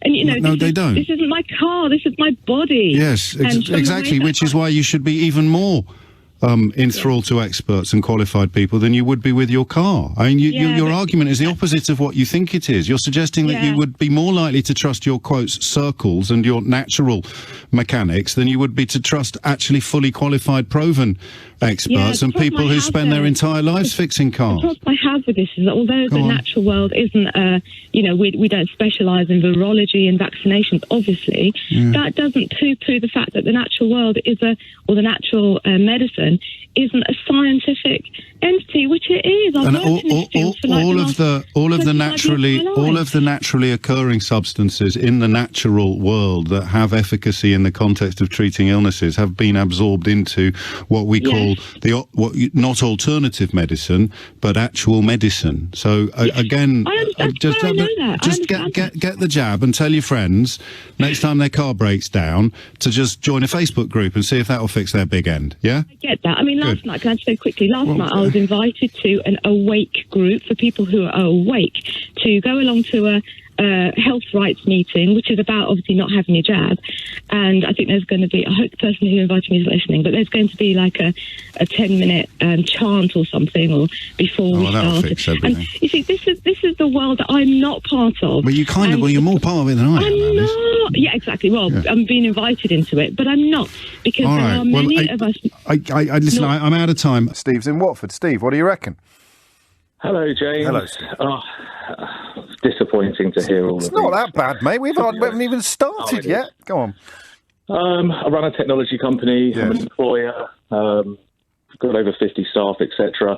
Having tremendous difficulty in getting everyone back into the office, even though productivity soars when everyone is together. Does it? Problem solving. Have you got numbers? In real time. Can you give it a sort of statistical support, that claim? I can say that productivity has dropped by 50%. Has it really? From the start of the pandemic to the end of last year. Wow. We're just surveying more now. And that is because of the work being done by the workforce. It's not because of a drop-off in customers or clients or anything like that. No, quite the opposite. The clients and customers have grown, and we're finding it harder to onboard and to get people on because employees are doing whatever they like in their own time. I've got a guy that wakes up at midnight, it seems, to do invoicing until 3 a.m. when no one else is awake. Any mistakes that happen, no one can find them out. Yeah. You mentioned going for lunch and your boss telling you when to leave. We weren't that draconian, but I do expect everyone to be around between 9 and 6, let's say. And when they're not, it becomes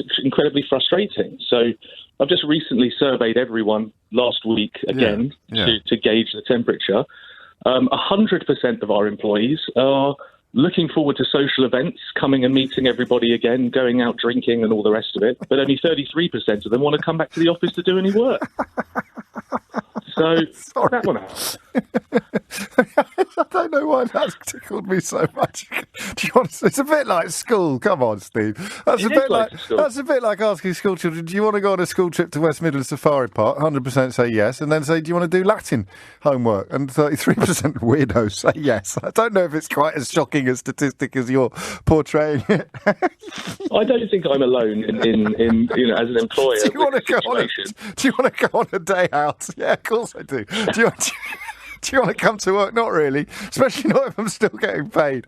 How was it? No, you paint a very powerful picture, but in many ways you're exempt from my theoretical exercise because you have measured productivity and it is better at work, and your business depends upon you maximising productivity. I mean, ideally with a happy workforce who go on occasional trips to West Midlands Safari Park. Where are you? Watford? I don't know, Thorpe Park. So you're not, and I don't want to portray you as some sort of Ebenezer Scrooge, because if it's dropped by that much, that's bad news for everybody ultimately. But how far will you take this? So if you now have, everyone's got to come back, right? That's the and end. If they don't, you have an employment contract that states your hours of work. You've got to come in and you've got to do it. If people have got that, we do have a couple of people that are, threatening legal action, which I'm actually quite interested in, because I would like. I'd rather be interested in it from where I'm sitting than from where you're sitting, though. At the moment. It would certainly give me a good understanding of what's coming forward, because at the end of the day, we want people that are engaged, that are going to come in and work and help business. And if you're not engaged and you just want to be able to do whatever you want in your own time, not care about what colleagues are doing working time-wise. But not everyone working from home fits into that category, as you well know. Plenty of people working from home are not getting up at midnight to do invoices that can't be checked. Plenty of people are operating in good faith to the best of their abilities from home. Well, I don't know. I think people are doing then they must have they must have a bad boss then.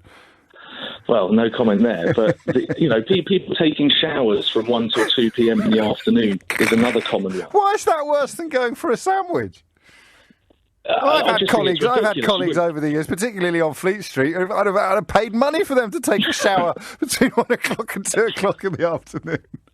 I was just like, how many showers does one person need during the day?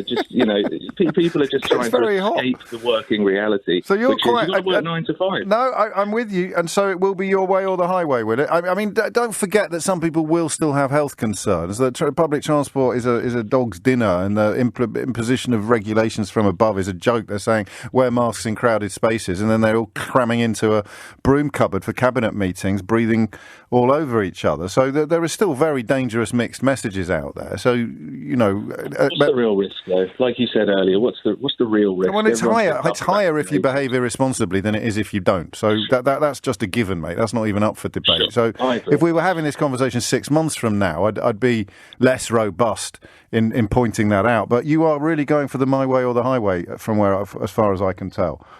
Well, I put my life into my business, and we've got to get back to normality. So it's my way or the highway. Someone says, without reasonable grounds for objection, I really don't want to come back into the office. You will say, we'll find another job then, and we will test the legality of that situation. The lawyers will tell me exactly what I can and cannot say. But that's where your instincts take. No, of course. But that's where your instincts are currently taking. Absolutely. Well, respect for your honesty. I mean, you will have won as many admirers as detractors, I imagine, among the people listening, and my pendulum remains unswung. I think if I was producing the goods at home, I'd feel slightly aggrieved, Steve, if you were lumping me in with shower guy and midnight invoice guy when I've actually put my productivity up by 5% because I don't have to do the bloody commute every day.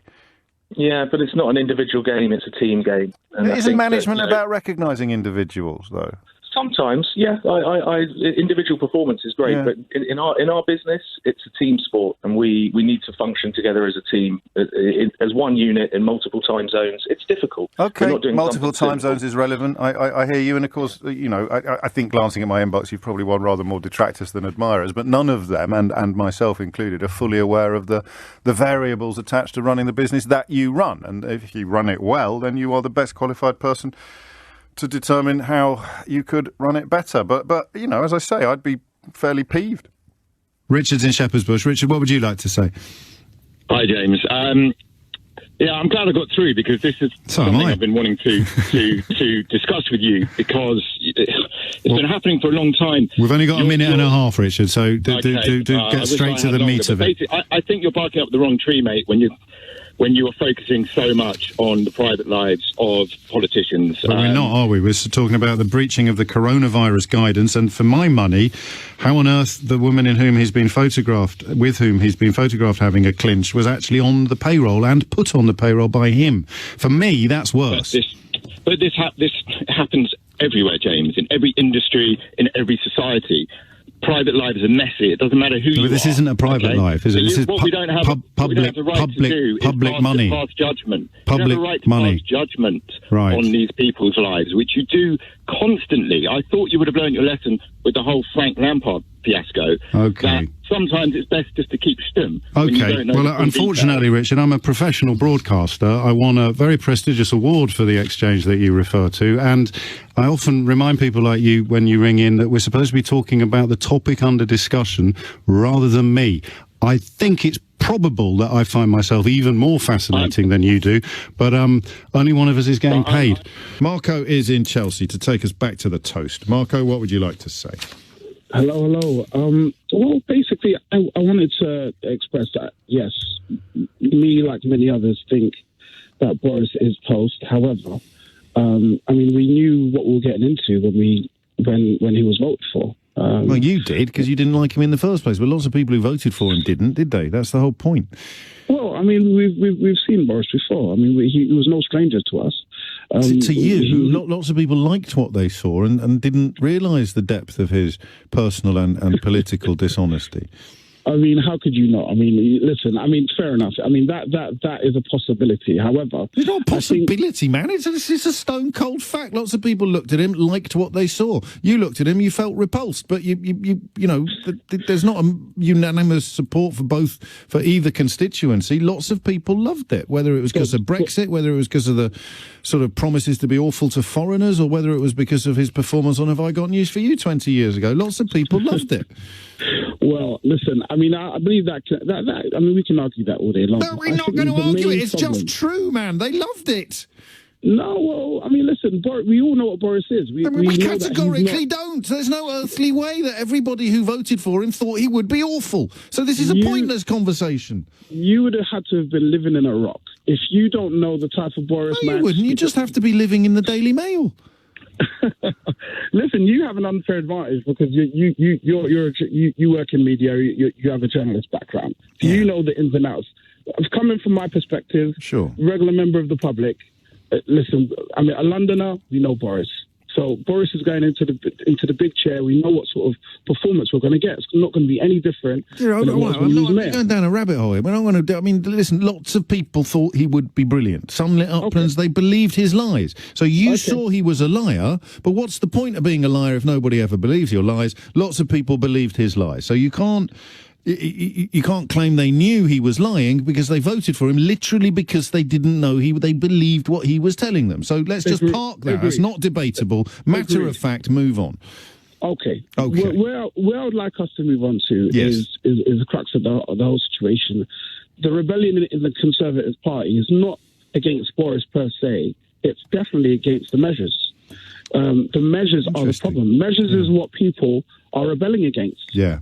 People do not want medical apartheid in this country. My grandfather fought for freedom in the Second World War, and he didn't do that. Where does he stand on smallpox? Well, smallpox is a different and you realise he had to be vaccinated before he went to war. Would you like me to get into that? Smallpox. No, I just want you to tell me. Did you realise that your granddad had to be vaccinated before he went into war? Let me answer your question. Okay, yes or no? No. Can I answer your question the way I'd like to? Is that yes. right? Did your granddad realise he had to be vaccinated before he went to war? When vaccination, to be vaccinated is a particular. There's a medical definition for the word vaccination. The injection, the COVID injection, is not the same technology as. And I'm not going to detain Marco any longer from his PhD in virology. Jim's in Edmonton. Jim, what would you like to say? Good morning. How are you doing? Pretty good. What's on your mind? Oh, well, first first of all, that was quite a segue you had leading up to my call. Yes, right. I thought I'd roll out the red carpet. I'll roll out the red carpet for you. Yeah, I mean, I'm an American expat. I've lived here for 20 years. Yes. And, I mean, I'm just going to try to give you another perspective, okay? How about, like, just a window into the American psyche? Look at the show X-Files. Here's a program that ran for 20 years. Yeah. All right? And its premise was conspiracy, government conspiracy. Okay, now that's just one thing. Yeah, I mean, I think average American are more concerned about what the U.S. government is going to do in their own backyard than what they get up to in the rest of the world. Okay, I watched a Panorama program, I think it was about 3-4 years ago perhaps, where they went over and posed as lobbyists and gave one of our politicians £25,000 to push their agenda through, and it worked. All right, this is the atmosphere that Donald Trump has come into. The average Americans don't vote because they're just disenchanted with the entire thing. They think they're all crooks. It doesn't matter. And for people to scoff and say, "Oh, well, there's no proof of that. Oh, it can't be true." Yes. I'm sorry, man. I just think that's a little bit naive. Yeah, I mean, so you're talking about an environment of because Trump is the crook that they thought all politicians were, but he comes. But the thing is he's an honest crook, mate. You know what I'm saying? He's not hiding it. You know, you say that, oh, Biden sounded like a statesman. Like, that's a good thing. Yes. It's not. Right. It's somebody who spent their life being a polished liar, taking corporate agenda and pushing it through. Are you describing what you? Are you describing what you think now, or what you think they think? This is what I believe, and this is what I've spoken to many of my friends back in America. We talk about these things, you know. And you've got the whole media juggernaut. If I asked you to persuade me that Joe Biden was a polished liar, what would you do? I just pointed his 50-year career. Yeah, well, go on. How else could he possibly stay in power? I mean, this is that's a question. That's a question, not an answer. Outside. No, I know, but I just want you to. I'll be honest with you, man. I don't have any facts because I didn't know anything about Joe Biden before I heard his name as he elected. But you're absolutely certain that he spent half a century lying. If he's a politician, he's been in the job for that long. I don't see how he could avoid it. But you just said you'd never heard of him before. Last year. I don't need to hear. He was vice president. This is what I think of average American. Shouting louder doesn't make any more sense because he was vice president for 8 years. Right. Again, I'd never heard of him. Yeah.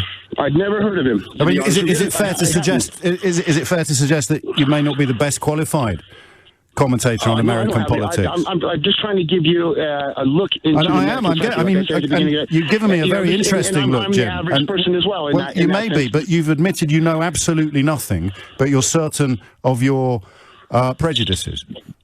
I'm certain that this is the way that it's going to be looked at by the people like Trump's followers. No, that's why I said to you, are you telling me what you think, or are you telling me what you think they think?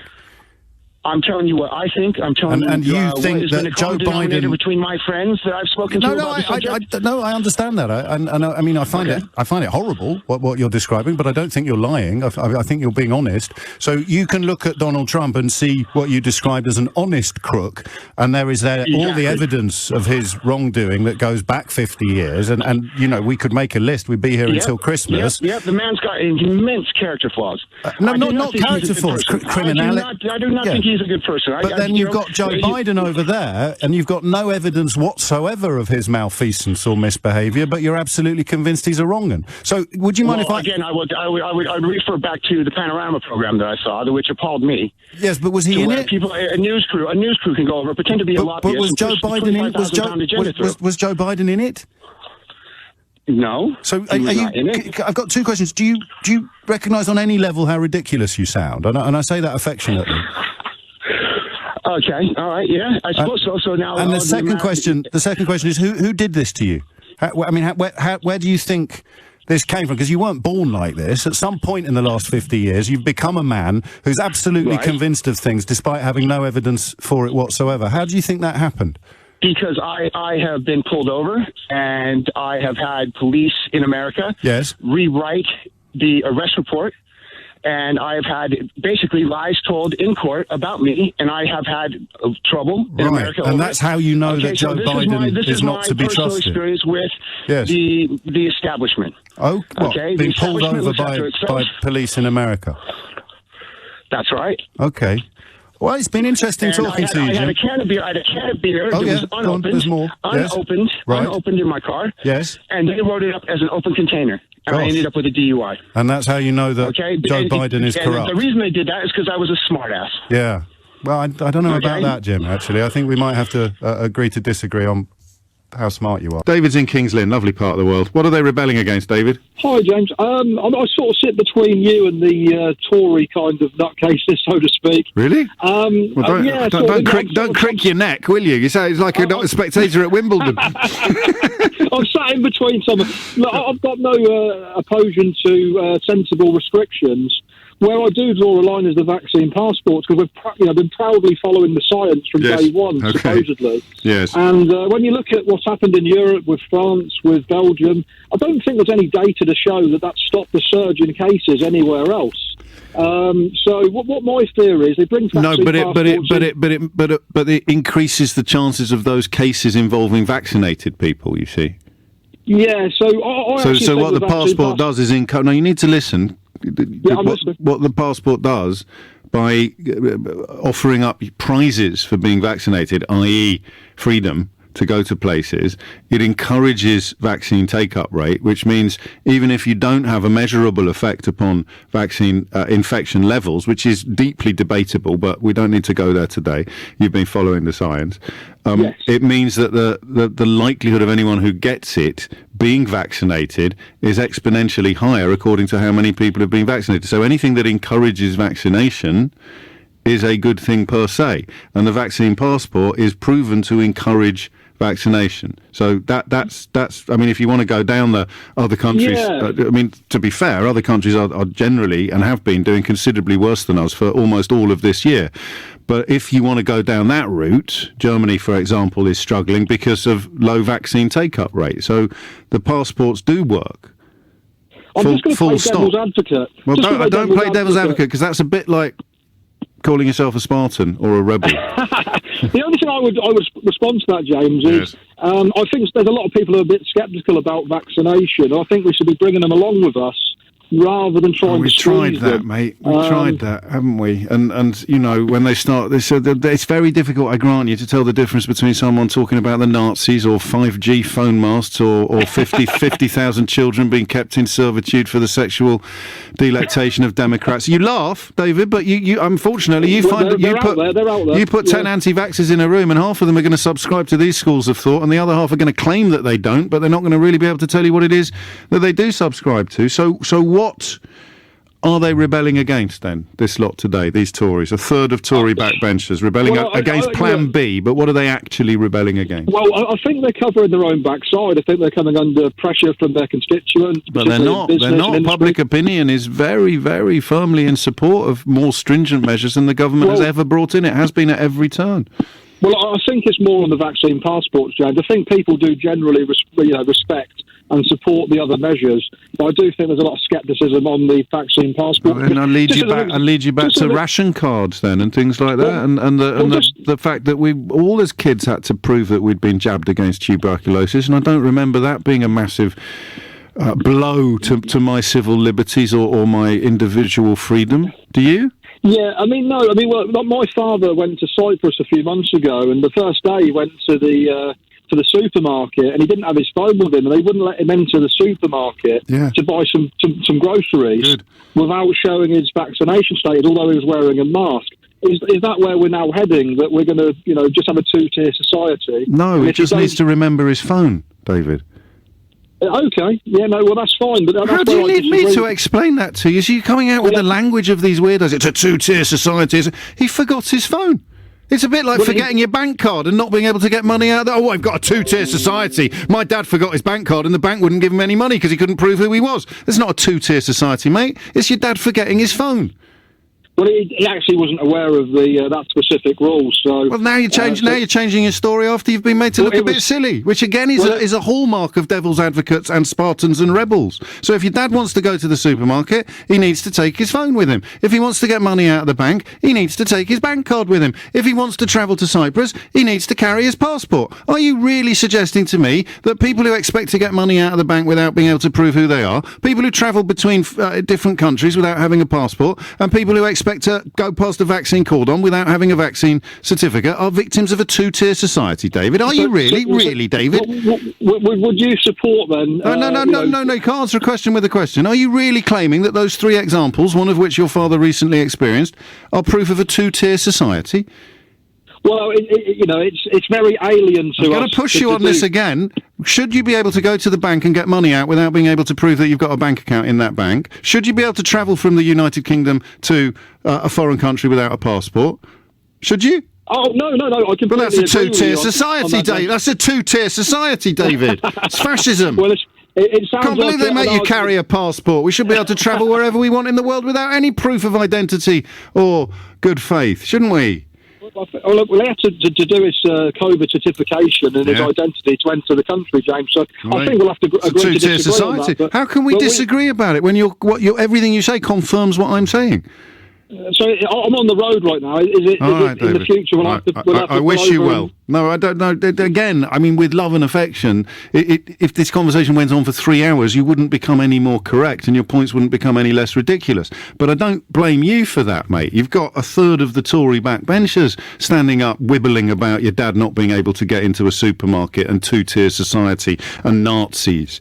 It's not your fault that you've fallen for this. I would just look at the track record of some of the people you're following on this. They largely seem to be people who told you that Brexit was going to be brilliant, that there'd be no border in the Irish Sea. Some of them told you that Donald Trump won the last general election in America. I just have a little look at their track record and think to yourself, yeah, I mean, listen, a stop clock is right twice a day, but it's wrong for the other 23 hours, 15... I'm going to regret going down this road. 59 minutes and 58 seconds, David. And that's not a two-tier society. That's just counting. John's in Muswell Hill. John, what would you like to say?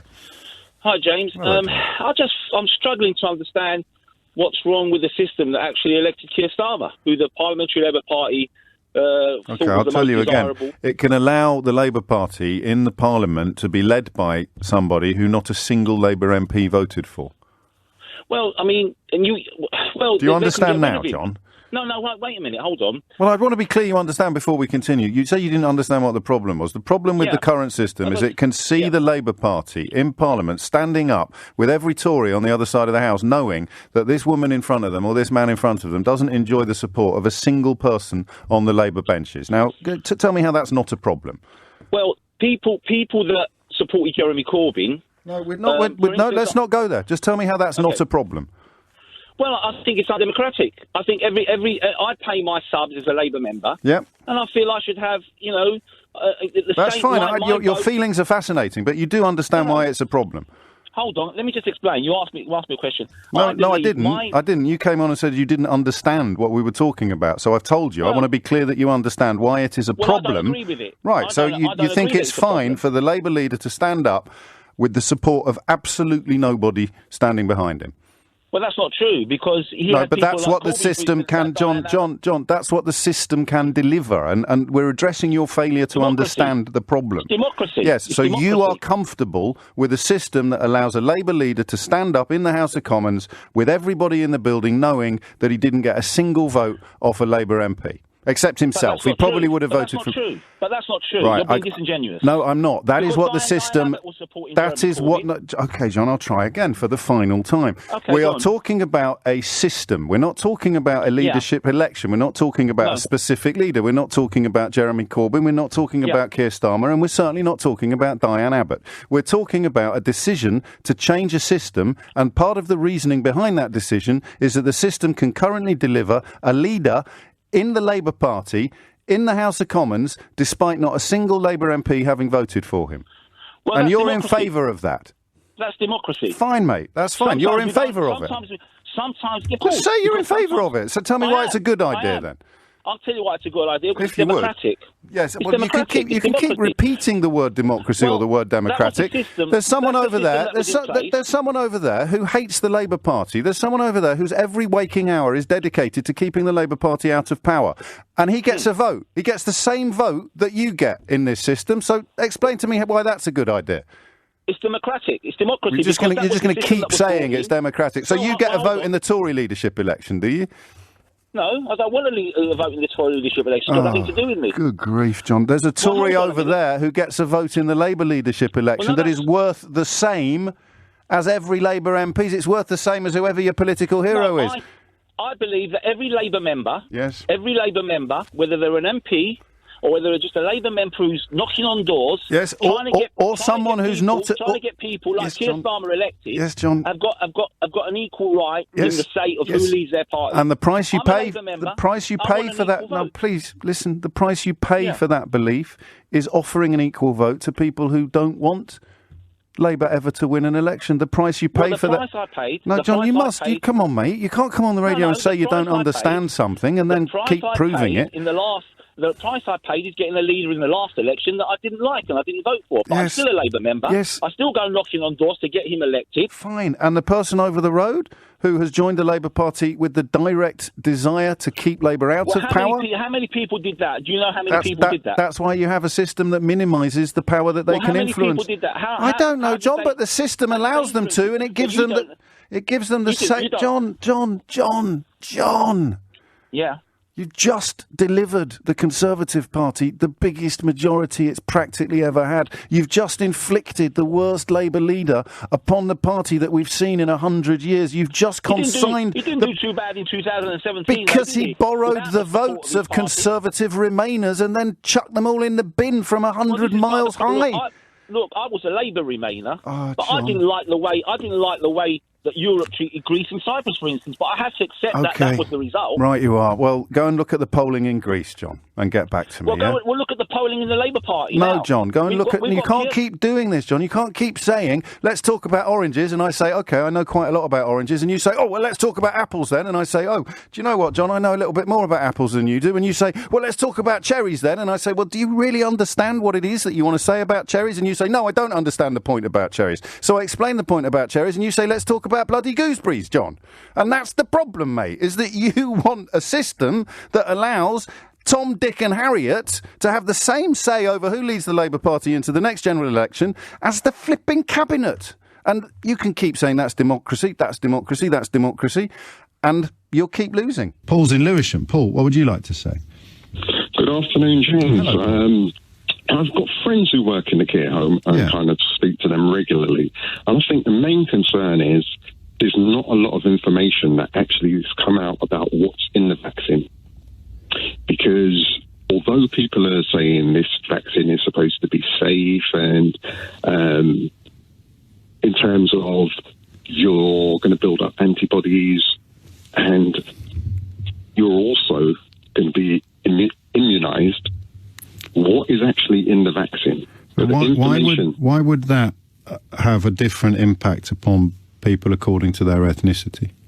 Right. The reason why I would say, because around the black community, we've also got doctors, scientists who are actually coming out and speaking out in certain forums. Now, what we've been... You're speaking in code a bit. I don't understand. So you've got doctors that only speak to people of colour? No. But they're speaking within their community. And they're saying what? That us as black people, we have less, spike proteins within our body than, say, a Caucasian. Sorry, who is saying this? Scientists, black scientists. Right. And also black doctors. Okay, but it sounds... And they're saying this messenger RNA... Yeah, no, but this is gibberish. Name a doctor that says this, will you?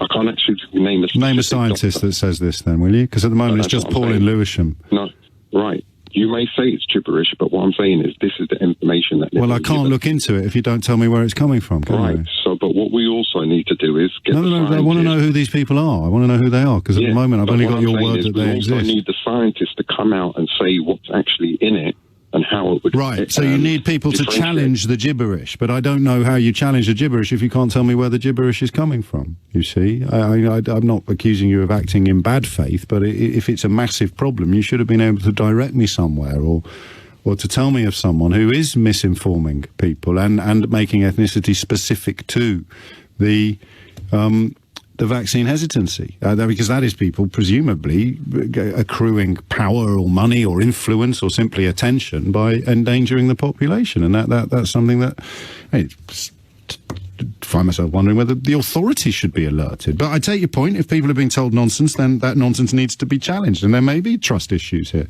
Sam's in Hammersmith. Sam, what's going on? Hi, James.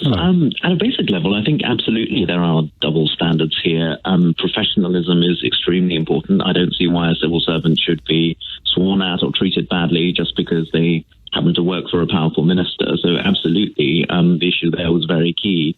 But I think I would say the importance of the Sturgeon case is that Nicola Sturgeon does sit at the top of a pyramid of power, as you say.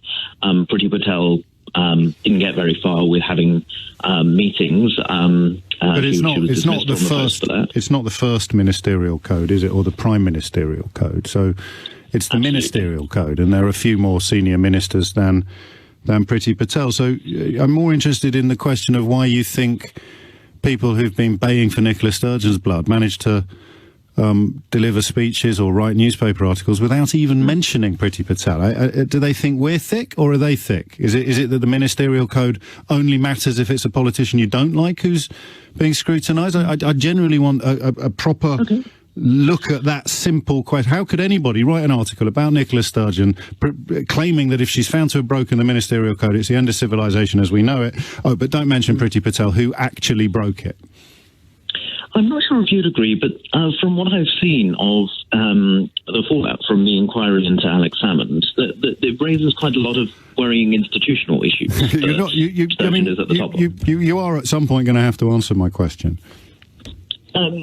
Well, to compare the two... Because you're doing what I'm asking about. You're desperate to talk about Nicola Sturgeon and not about Priti Patel. The entire point of my question is, how can anybody be desperate to talk about Nicola Sturgeon while not talking about Priti Patel? I think they should have. I think that's so why do you think they haven't? Also mention that. As I say at starting, professionalism is really important in... But why do you think they haven't? I mean, somebody like Andrew Neil in the Mail, I've read pages and pages of him waxing lyrical about Nicola Sturgeon and barely a mention. I don't think any mention at all, although that's from memory. Haven't got it in front of me. What motivates people like that, do you think? Two alleged breaches of the code. One was... Well, no. It's not two alleged breaches of the code. It's a breach of the code and a non-breach of the code, according to the independent inquiry. So again, you're conflating guilt with innocence. Sure. She has been found not to have breached the code by the independent inquiry. Yes. Yeah. So back again to the question, Sam. I'm not quite sure what you were expecting to happen when you rang in. Back to the question that we're asking on this live radio phone-in. How the hell can people be talking about Nicola Sturgeon, who didn't breach it, in stronger terms than they talk about Priti Patel, who did? I'm not sure they're doing that anymore after the conclusion of the independent inquiry. You didn't hear Douglas Murray or Douglas Ross? I get them confused. You didn't hear the Scottish Conservative leader talking about how there were still grounds for... Are they still having a vote of no confidence today? I'm not sure. I don't know. Right. But for the media commentary, that most of that was before, as you said quite rightly, they were baying for her blood before anticipating. And then how? Well, then let's pretend that that's true and that they've all stopped baying for her blood now. How could they have been doing that when giving Priti Patel a free pass for committing precisely the offence they seem to be hoping that Nicola Sturgeon would have been found to commit?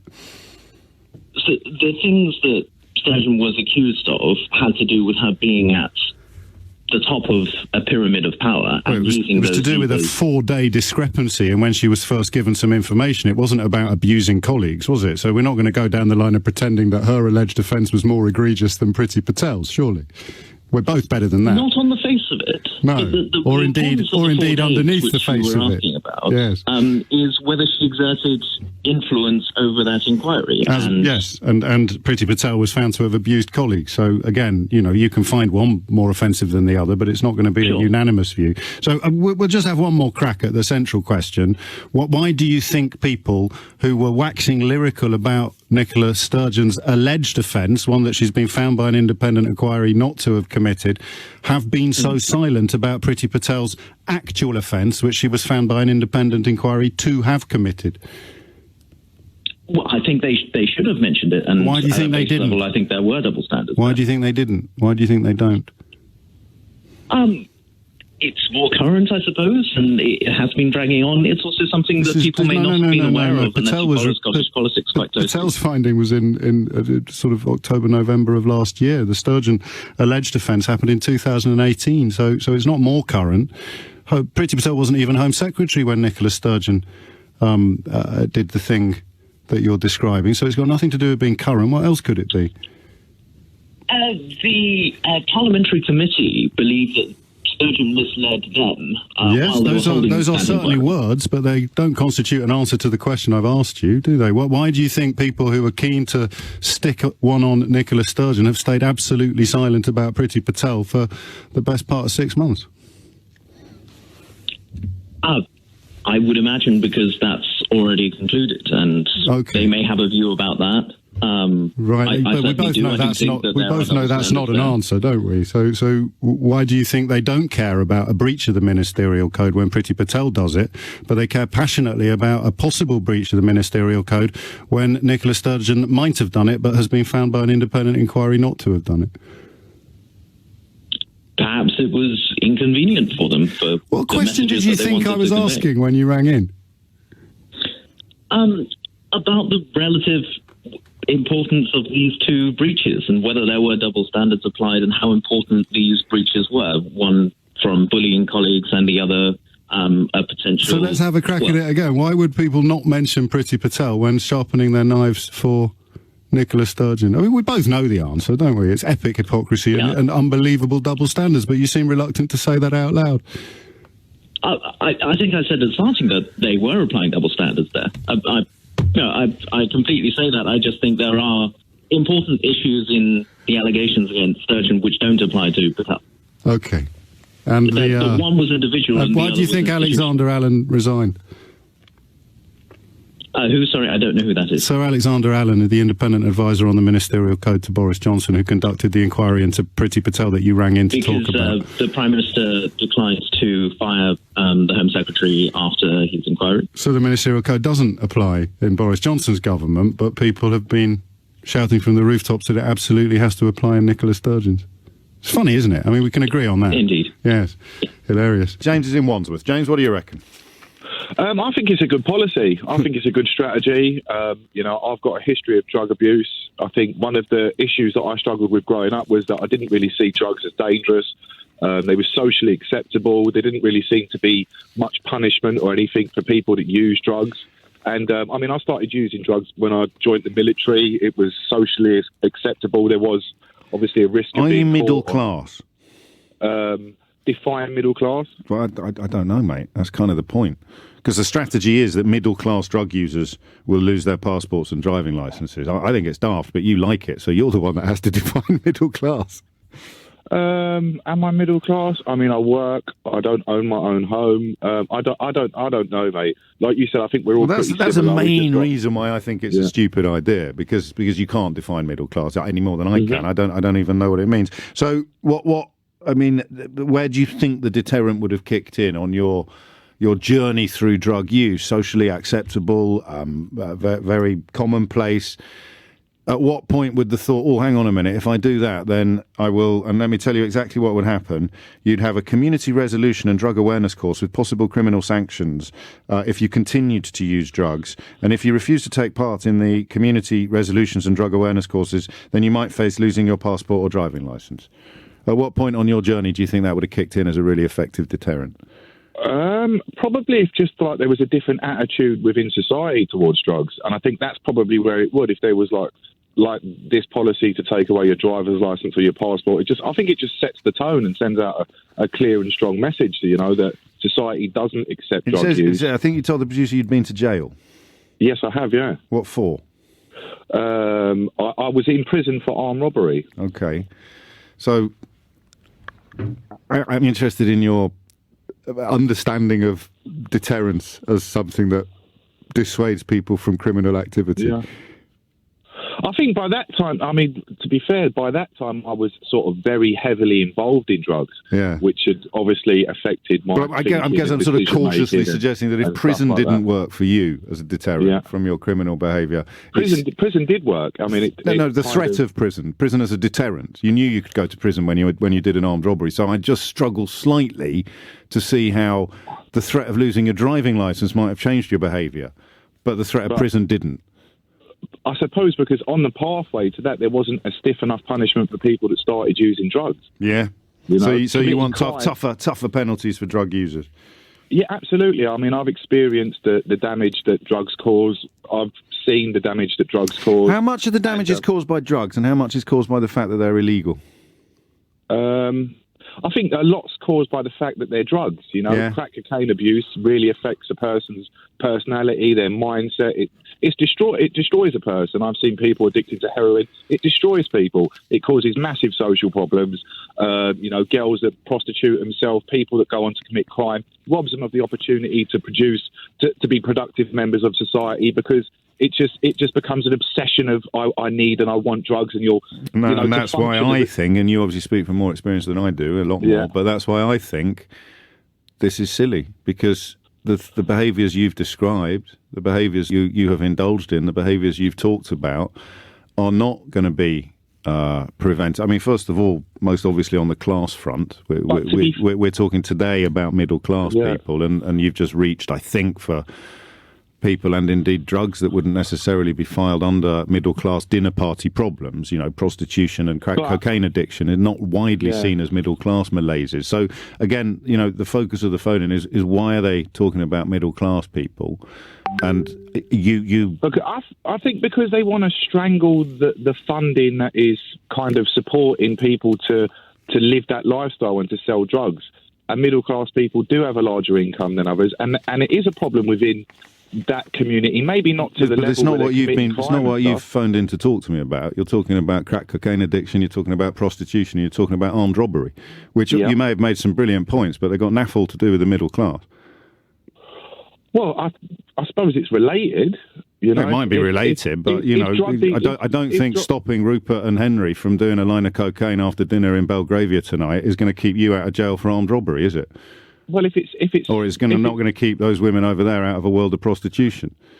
But it's still kind of reducing the amount of money that's going into that world, so maybe people won't be encouraged into it if it isn't as lucrative. You can keep making this point, and I respect it, but we both know it doesn't really tie in with an attack upon middle-class drug users by government. I suppose my point is there were stiffer penalties for drug use. I would probably never have used drugs. What about if there were stiffer penalties for armed robbery? I served a life sentence for armed robbery, so I did 12 years, and it sort of gave me the... Will you allow me to... We'll part as friends, but the idea that someone who served a life sentence for armed robbery thinks that stiffer sentences would be a deterrent from criminal activity, you see why that makes me chuckle a bit. Well, it would be, but, I mean, like you said, you don't have any real understanding about the issue. No, I don't have any understanding of how someone who served a life sentence for armed robbery thinks that stiffer sentences would be the answer to tackling crime. Well, that's my experience. Well, it isn't, though, is it, mate? Because you served a life sentence for armed robbery. That's the stiffest sentence. That's the stiffest sentence available, and it didn't deter you at all. Well, it did, because I served 12 years in prison. Hang on. James. Hang on, I served 12 years in prison, and then that's what made me turn my life around. But that's not a deterrent, that's rehabilitation. Well, if somebody loses their license or loses their passport, maybe they'll think about the things that they're doing. No, but the point, kids that are out there selling then we're missing the point of what a deterrent is. The fear of the punishment is supposed to prevent you from indulging in the criminal behaviour, and the fear of a life sentence didn't prevent you from becoming an armed robber. Well, maybe the people that are around me and saw what happened to me, maybe that's why they didn't decide to go on and follow in my footsteps. Maybe it is. Maybe it is. Yeah, maybe. Yeah, maybe. All right. Have a great day. Yeah.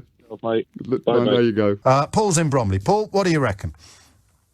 Yeah, well, Boris Johnson is a very, very clever man, And so he knew that the importance of the trade deal, and he also realizes that the Indian strain is nowhere near as dangerous as what the media is making it out to be. Okay, so why did he shut it 3 weeks later then? Well, just shows that he has to be seen to be acting. Well, not if he knows it's not dangerous. He's a very clever man, remember? Yeah, well, there's a lot of people that believe that it is very dangerous. But he's not one of them. So why on earth would he close down the corridor from India for I mean, you've seen the pictures in India, have you, Paul, of all the people dying? Well, yeah, the media love to blow everything out of proportion, don't they? Forgive me if this sounds a little bit rude, but are you trying to be funny? No, they do blow. So you everything out you of think the reports of deaths and casualties and hospitalisations and shortage of oxygen, you think that's been exaggerated by the media? Yes, I do, and I think they've taken a lot of photos of people dying with instead of dying from. Okay, and Boris Johnson is a very clever person. You clearly are a magnificent arbiter of intelligence, and he's so clever that he is a genius, and so he understood that there isn't really a threat from India, waited 3 weeks, and then reacted to the threat from India that he knows isn't real, because he's so clever. That's correct. Okay. Will you do me a favour, mate? Yes. Will you stay away from scissors today? I will do so. Thank you. Roger is in Devon. Roger, what would you like to say? James, there's a different perspective on this, in my opinion, in that there is a geopolitical forces going on. Yeah. And there is also very good marketing going on behalf of the big drugs companies. Oh, no.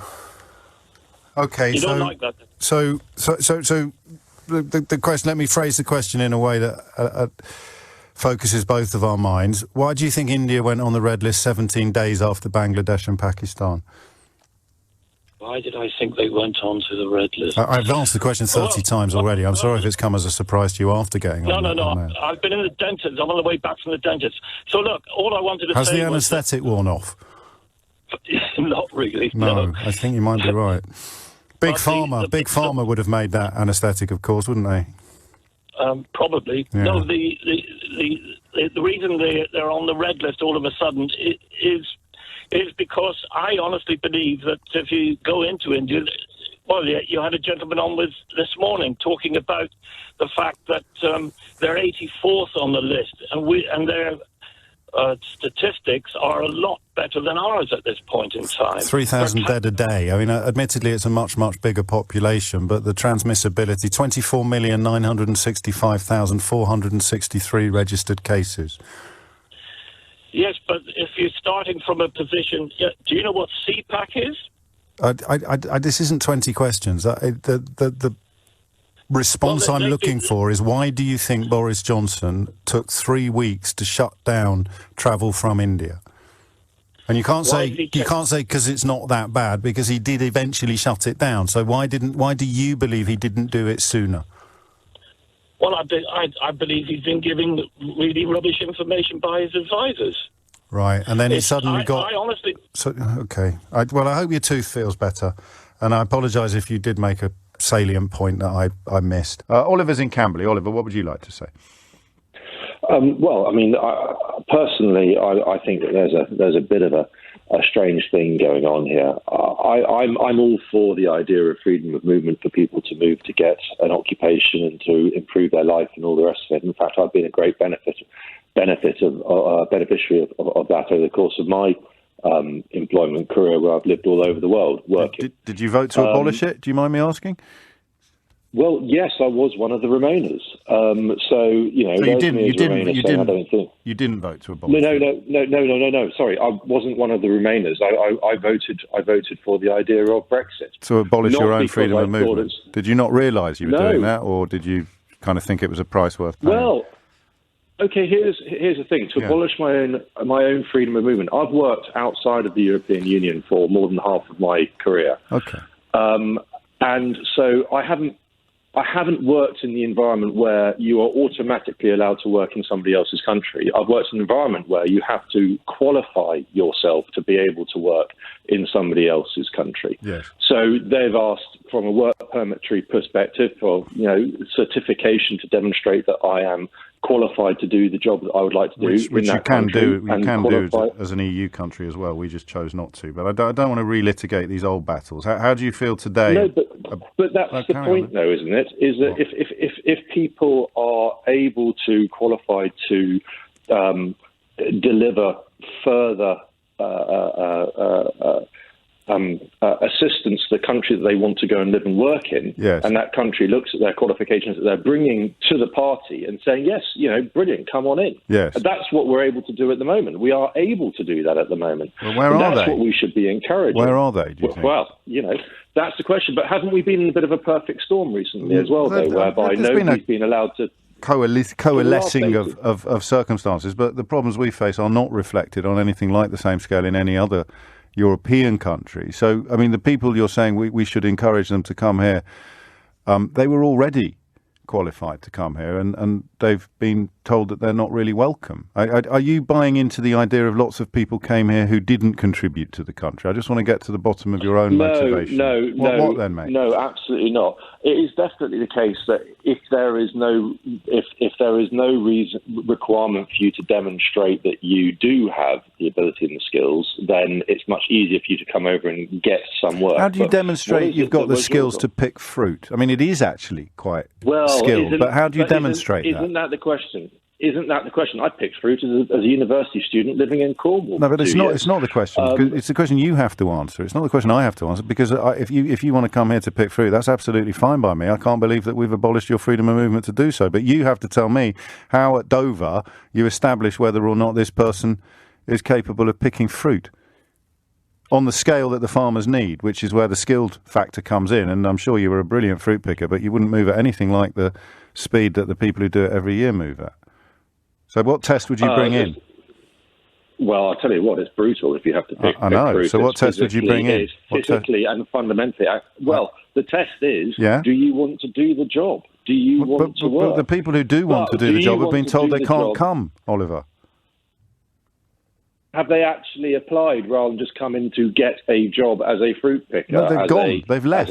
They were doing it before and they've left. So the government's had to bring in interim visas for people from Nepal. So what you've done is remove the people who could do the job with your vote. How are we going to tempt them back? I mean, you might be happy to bring people from the other side of the world instead, but how are you going to bring back the people who were doing it quite happily before you voted the way that you voted? Okay, so but what I don't understand though, and this is something that I don't have the answer to, but it's a question that I'm struggling with: is how are we able to tempt people from overseas to travel halfway across Europe, for example, from Eastern Europe into the UK, in order to pick fruit for a season, to leave their homes, their loved ones, their family, yes, in order to go and work on the other side of the country. Should you not have asked them that before you voted to stop them from doing it? No, and it's not just here. Sorry, what's the question? I thought you'd finished the question. So the question is, no.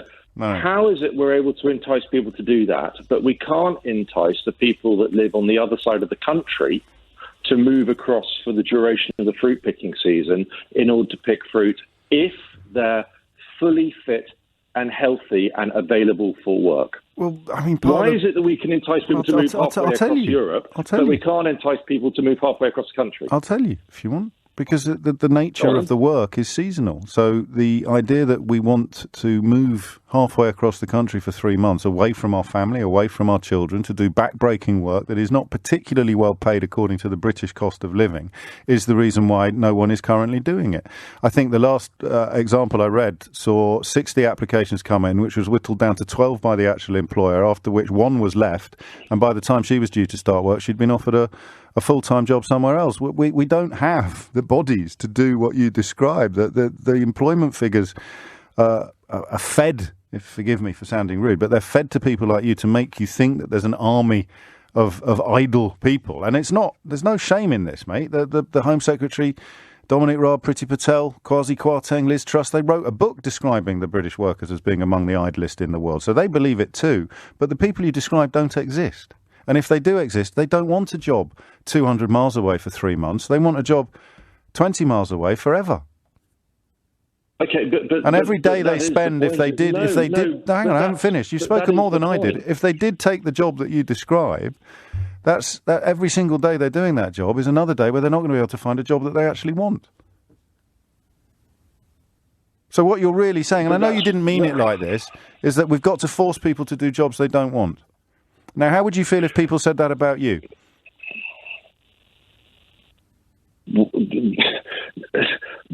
Hang on a second, but that's no, that's a simple. It's entirely the point. You're saying we've got to force people to do jobs that they don't want, and move them from parts of the country where they don't want to be, move them to parts of the country where they don't want to be, from parts of the country where their family and friends are. So, how would you feel if someone said that about you? If you turned on the radio and someone was talking about Oliver in Camberley, said, "I don't care what he thinks. In order to make this country better, we're going to move him 200 miles. He can't bring his family with him, and we're going to give him a job that he hates." And what would you say if I said that I've had that happen to me in my career already? I'd say you're lying. And I know, why? Why am I lying? Working for because I'm working in one place doing a particular job. No, I said a job that you hate and don't want. A job that you hate and don't want. Yeah, and I left the company. I went and did something else. Which is why they're doing something. Which is why they're doing something else at the moment, Oliver. So, I don't know. I sense I probably haven't made an enormous amount of progress with you. Just to be clear, is there a point at which you would be comfortable with the reopening of our borders? I said yes. Yes. I said now? Yes, is that point now? With the reopening of borders. Well, no, the point has always been I've always been comfortable with it. I've never said close the borders. But you voted to close them. We need people... I voted for the departure from the EU that Brexit was offering us. And yes, it was kit and caboodle with everything else, wasn't it? Yes. So before you go, and I know that sounds rude, but I am short of time. Before you go, what's the win at the moment? What's the thing that makes it all worthwhile?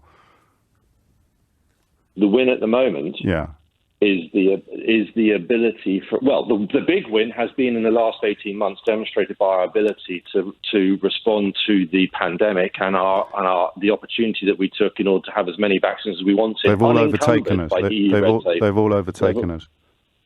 So they're all over 86% vaccination on the first vaccine and 80%. We've certainly been overtaken by a significant number of European Union countries. And there was nothing about European membership that would have prevented us from pursuing an independent path in the first place. But you know this, Oliver. So what's the real win? So what's the real win? In terms of the things you thought were going to happen when you voted for it, things you knew, you could have said to me at the time, well, I'm voting for it because of this. No one knew what coronavirus... I was very concerned about the potential establishment of an EU armed forces. I felt that is a very much a national... And how did your vote make that less likely, do you think? Well, by departing the EU, it meant that we weren't automatically enrolled. They could still form an army. We just wouldn't be in it. But that's the point, isn't it? I know, because historically, which armies are more frightening, the ones that we're in or the ones that we're not in? That's interesting, isn't it? But no, it's a simple question. Historically, which armies are more frightening, the ones that we're in or the ones that we're not in? Well, clearly, you're always going to end up fighting against the army that you're not in, aren't you? Right. You're not going to fight the army that you're in because that is your army that you fight with. So ultimately, so close on. Close. Joshua is in Aldershot. Joshua, what would you like to say? Hello, James. Thanks for taking my call. You're very welcome. I was just about to say what someone just texted in. I think I've seen a lot of people that are fully vaccinated. They almost see it as like they're invincible, and their behaviour completely changes. And obviously, I don't know whether they would have been iller, but most of the people that I've known recently that have got COVID have been fully vaccinated. And well, you do know that they would have been much iller. How can you moderate then the behaviour of the vaccinated person who is being a little bit too relaxed about their own risk and status? Well, information and more honesty, and like I think the mainstream media is a bit dumbed down, to be honest. It used to be. I think there need to be more. You know, people aren't stupid, even if people aren't gone to educate. No, unfortunately, they are, and you know, I'm quite happy to put myself on the wrong side of this. But if you think how stupid the average person is, half of the population is even more stupid than that. I think if it's explained like clearly and in a way that people can understand, it's fine. And I think they're going down the wrong route. I think they need to be taking into account the people's antibodies, and that's what they should. I think a good idea, if it would be possible, is to actually see who hasn't got antibodies, and then the vaccination should be concentrated on those people, right, rather than doing a one-size-fits-all big net. I think we need to be smarter in our implementation of vaccination. Yeah, now you put me in a slightly uncomfortable position now, because, I mean, you've already made an impassioned plea for us to treat people who haven't been into higher education with as much respect as people who have, but I mean, I don't think there's anybody really qualified in the world of virology who would agree with you, and I wonder why that doesn't give you pause. What they wouldn't agree with, or they would agree with? They categorically wouldn't agree with you. Why not? Because I know that because they've studied it. So what you're saying to me really is, if your car breaks down, why don't you think about taking it to the vet? No, I'm not at all. I'm saying, like, if you've got antibodies from natural immunity, and there was a study that came out of the National Statistics Office in the UK. It was in The Guardian. There's not much difference between people getting it. And if they get vaccinated, their resistance ends up being considerably even higher. Yes, it's even higher. So why would you not want them to get their resistance even higher than it was before? Because I think that, like, given that we have no shortage of supply, and even if it is a small risk, I think you can't choose whether you're going to get COVID, right? If you're a young, healthy person, you can't choose, unless you lock yourself behind a hermetically sealed door, you can't choose whether you get it or not. But you can choose whether you're going to get a vaccine. And I do know people that have had myocarditis from the vaccine, right? I've had COVID. I had it in October. You see, you don't know anyone who's had that link proven. I do. You might know someone who's had a vaccine and has got poorly in a specific way, but you don't have the qualifications or the evidence to link. Well, what about if it was their GP to link the two together? Well, then you'd have to prove it to me, Joshua. And I'd have to say to you, why did that GP bother going to university to study medicine when he could have just got all his detail off the internet like you do? I'm not getting on my detail. This is just anecdotal and detailed. But what I'm saying is, so what do you think anecdotal means? Well, I know anecdotal is, So why would that GP bother going to medical school? Media companies. Why would that GP bother going to medical school when he could just have believed anecdotes instead, like you do? All I'm saying is the GP told this young healthy man that came down with myocarditis. Right, he after did, he had the vaccine, of course. Except that it was the vaccine that probably caused it. Yeah, of course he did. Yeah. If there's a small risk. I'm not saying not take the vaccine. I'm saying if you are. Oh, well, there we are then. Good. Nor am I. No. I'm saying if you're a vulnerable Joshua, do you know what I'm saying? Then take Joshua, it. do you know what I'm saying? What? I'm saying goodbye. Jeff's in Croydon. Jeff, what do you reckon is going on here? James, nice to speak to you. Likewise. Always listen to your show. Thank you, James. Glad for this opportunity. What I was going to say is, as with any message, we just need to be persistent. And I think on behalf of, well, not on behalf, but I think from the perspective of, is it Public Health England? Yeah. I would think that what they need to do is that, regardless of the initial slow take-up, that they just need to be persistent in pursuing, the message of, how important it is to have the vaccine. Yes. And my point would be is that, hang on, you're putting the cart before the horse. Why do you think the hesitancy is so pronounced in certain sections of society?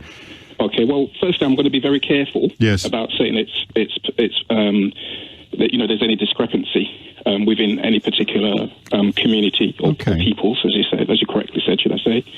And the reason I say that is because, if you look just across the waters at America, we had a president leading a country who was telling people, not to wear masks. Yes. How it was a hoax, and that wasn't a black community. No, that was the orange community with a population of one. Orange community. Yeah, but this number's here, mate. I don't think I'm doing anything irresponsible. Look, if we just look at the NHS Trust in Leicester, 71% of white staff have had the jab, 58.5% of South Asian staff, and 36.8% of black staff. That is not a misrepresentation or a dangerous generalisation. It's terrifying. It's questionable. And again, it's not questionable. That's counting, as I like to say. Counting, but the reason why I say it's questionable is that, okay, you've quoted statistics of 70, 56, 36. Yeah. But bear in mind that one of the conversations we've been having over the year is that a large proportion of care workers are black people. Yes. In fact, a disproportionate amount. Yes. So your 36% may actually equate to more than 70% in terms of the white people. So, without those... No, this is all doctors and nurses, though. Say again, sorry? This is doctors and nurses. This isn't in care homes. So this is all NHS there's a clear workers. discrepancy between care homes and no, but a and percentage guards against the discrepancy you describe. We're getting a bit bogged down here. So you're, I think, challenging the idea that there is a problem.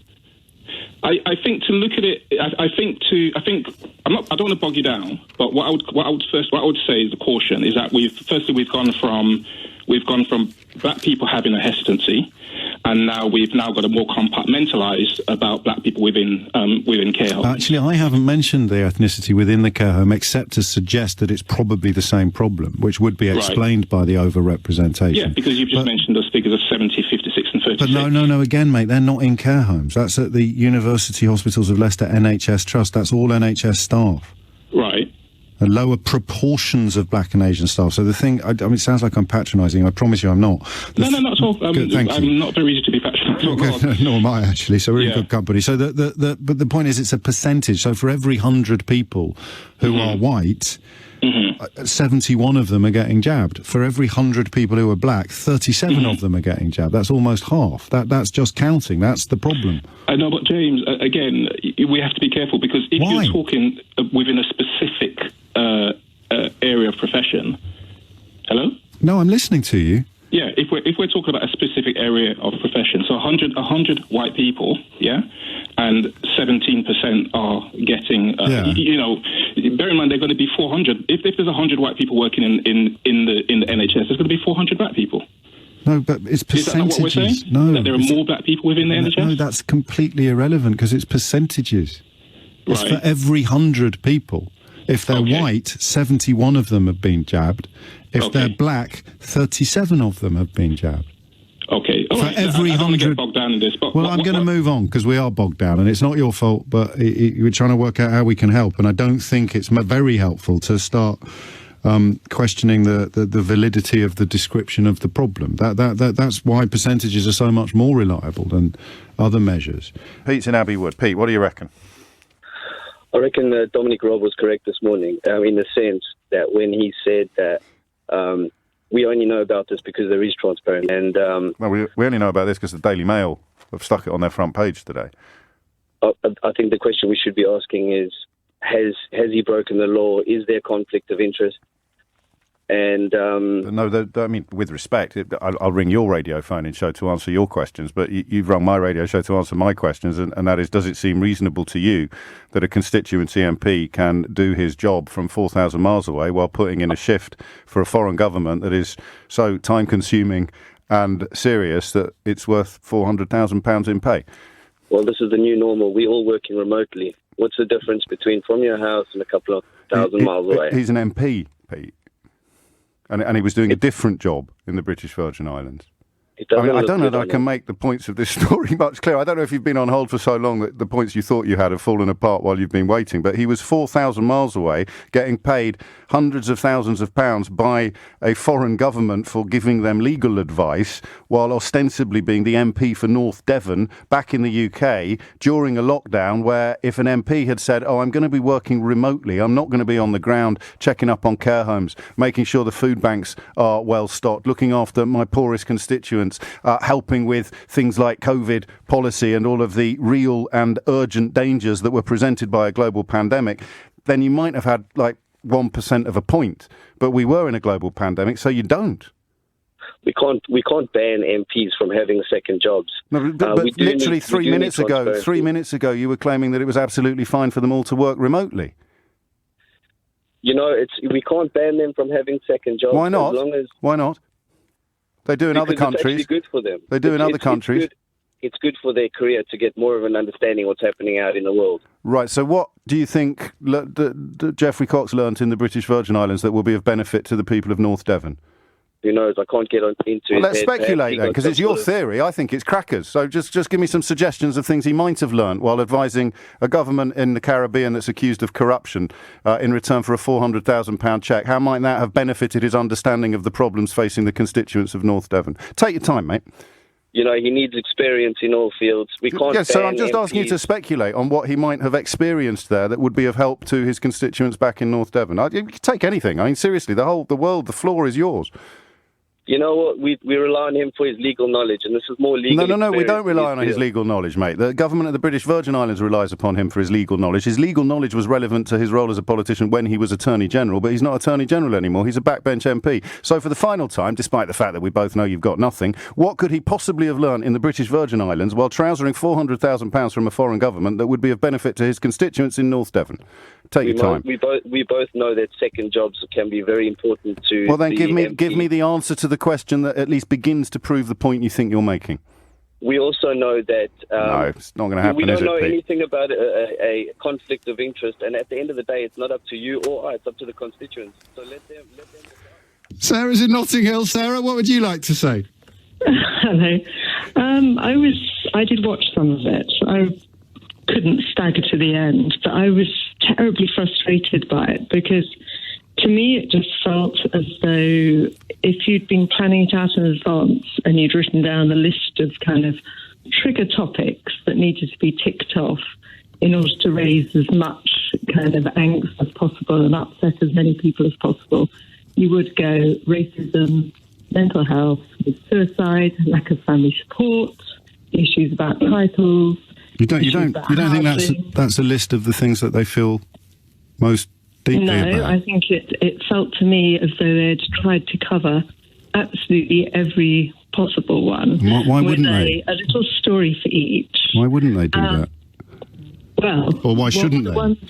Because there were some missing that were the ones that were not so favourable for them to be able to cover, such as the issues about her family, her background, issues about Harry's past, things that might have made them uncomfortable. There was nothing in there. There was not a single moment where they accepted any fault whatsoever, but they were very ready to, hurl unprovable smears at other people. Okay, so you think they were lying then? I don't think it's about lying so much. I have no idea whether they were lying what's an or not, unprovable smear? What's an unprovable smear if it's also the truth?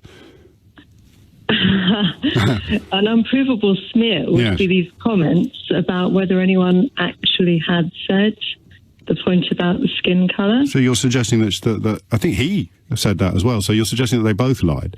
Well, they differed between what the two of them said, but no one can actually... Why won't you just come out and say that you think that they're lying? Unprovable smear means you already have. No, it's a completely different thing. It's a point about... Well, I need your help in understanding. Attacking someone or attacking a family when they cannot defend themselves because there are no specific charges. So you feel sorry that the royal family are in such a weak position? I don't feel particularly sorry for them either. I just think that it's... Why can't they defend themselves? Unbalanced. Why can't they defend themselves? Because that's the whole structure. That's what this interview is relying on. No, I'm asking you why they can't defend themselves. They're not going to have a parallel. Why can't they defend themselves? What would they say? What would you do? They say, no, we didn't say that. Yes. I mean... well, that's what I'd do if someone said that about me. But that then descends just down to playground bullying, doesn't it? No, I think the playground bullying is what they were talking about. But anyway, just finally, what's the difference between an unprovable smear and a lie? A lie would be something that's a specific point that you can turn around and say that absolutely didn't happen. Right, and you can't say that about what they've said. No, and that's why you're so cross. Actually, no, it's not why I'm so cross. Well, then tell me again why you are. I'm cross because they tried to, I think, create this as similar to the Diana interview. You've said that already, but let's focus on this interview. Why are you cross? Because a woman has talked about having suicidal thoughts, having a man's talked. No, hang on. A man has talked about his own father not returning his calls. All I come away with is sadness and sympathy, in large part for everybody concerned. I can feel sorry for Prince Charles and for Prince William and for the Duchess of Cambridge. You come away cross, and I just want to know why. With them, you come away cross with them, which is fascinating to me. They took the higher ground on every single point, and I just think that's... So you'd like them to have criticised themselves more? Yes, I think they could have acknowledged some weaknesses. I do think it's physically possible that no one has got any fault. No, I don't know quite how you watched that and thought that they were claiming not to have any faults. I mean, but, you know, you've watched more of it than I have, clearly, and you're cross with them because they tried to portray themselves in the best possible light. As being perfect. They tried to portray themselves in the best possible light. So they gave an interview about years of being abused with no chance to put their own side of the story, and you're cross with them for trying to portray themselves positively. They've been planning the interview for 3 years. Yeah. So it's not a trick question. That's what you're cross about, is that they tried too hard to portray themselves in a positive light. No, I'm cross about the fact that it could have been a more real interview. So now you're giving Oprah Winfrey tips on how to conduct interviews. But she's been planning it for 3 years. Because you've said that 3 times. Yes. Well, because it's a massive point. What would you have done? I mean, if Oprah was here now, what tips would, if she was here now, what tips would you give her? What, to make it more compelling? No, to be a more successful media figure, Oprah Winfrey, to be a better interviewer. Oh, well, that would be difficult, wouldn't it? Because, I mean, you can see Not for you, Sarah. Not for you. You could do it in your sleep, I'm sure. Well, there's a difference, isn't there? Has Oprah managed to actually... You're not playing the game, Sarah. She's here now. You're giving her tips on how to be a better interviewer. What would you say to her? I'd say, Oprah, why don't you for once just push back on something that someone says, and you might get a surprise answer instead of pre-scripting every single word. And you felt that interview was, every single word was pre-scripted? Yeah. And your proof for that is? Is because of the smooth way. Yeah. There's no possible... Okay. Well, if I'm lucky enough ever to interview her again, I shall certainly pass on your advice. Gordon's in Aberdeen. Gordon, what would you like to say? I've been listening to your comments, James. Yes. Sorry, although I'm from Aberdeen, I explained to your researcher my background and the reason why I'm phoning is that I originate from a small town called Peterhead. You've maybe heard of it. I have, yes. Major white fishing port, probably at its height, the biggest fishing port in Europe. It maybe still is, despite what's happening. I have a couple of comments to make. Please. I know that in general terms you are a Remainer. I think that's clear to everybody. No, not anymore, mate. It's not an option. Well, you're not a Remainer, and that's the country has left. I was a Remainer, but that ship sailed, I think, in December of last... I'm afraid for you, perhaps, but not for us in Scotland. Okay. I'm sorry, this is a bit semantic. Hang on. This is a bit semantic. Returner, you're a rejoiner. We have now left. You can't remain in something you've already left. I have no desire for the UK to rejoin. What the UK decides to do is up to the UK. The UK, after what I want to happen, will change in form, and whether it is still the UK. No, for sure. Let me just nudge you towards the headline of your call, if I may, Gordon. Well, there are two. That is a subsection of it. I'm just making the point. You're seeing it from a paradigm of the UK. I listen, when I suggest that you might hurry up and you talk about subsections and paradigms, I think we're on slightly different pitches here. No, we're not. We're on the same pitch. Right. Sorry, I'm not trying to be facetious. No, nor am I. I'm just trying to hurry you up a bit and get you to the central points that you want to make. The two central points are, we as a country, that country is Scotland, voted 62% I know all this. on average to remain. Yes. Every single constituency, including the fishing constituencies. Yes, absolutely. It wasn't 62%. That was the average. In some constituencies, by definition, it was an awful lot higher. Gordon, what is your point, my friend? Had the fishermen known that they were going to be lied to and sold down the river by the Tory government, I think the average would have been a lot higher than 62%. Right. Well, absolutely. Couldn't agree more. Also, the Pope's a Catholic.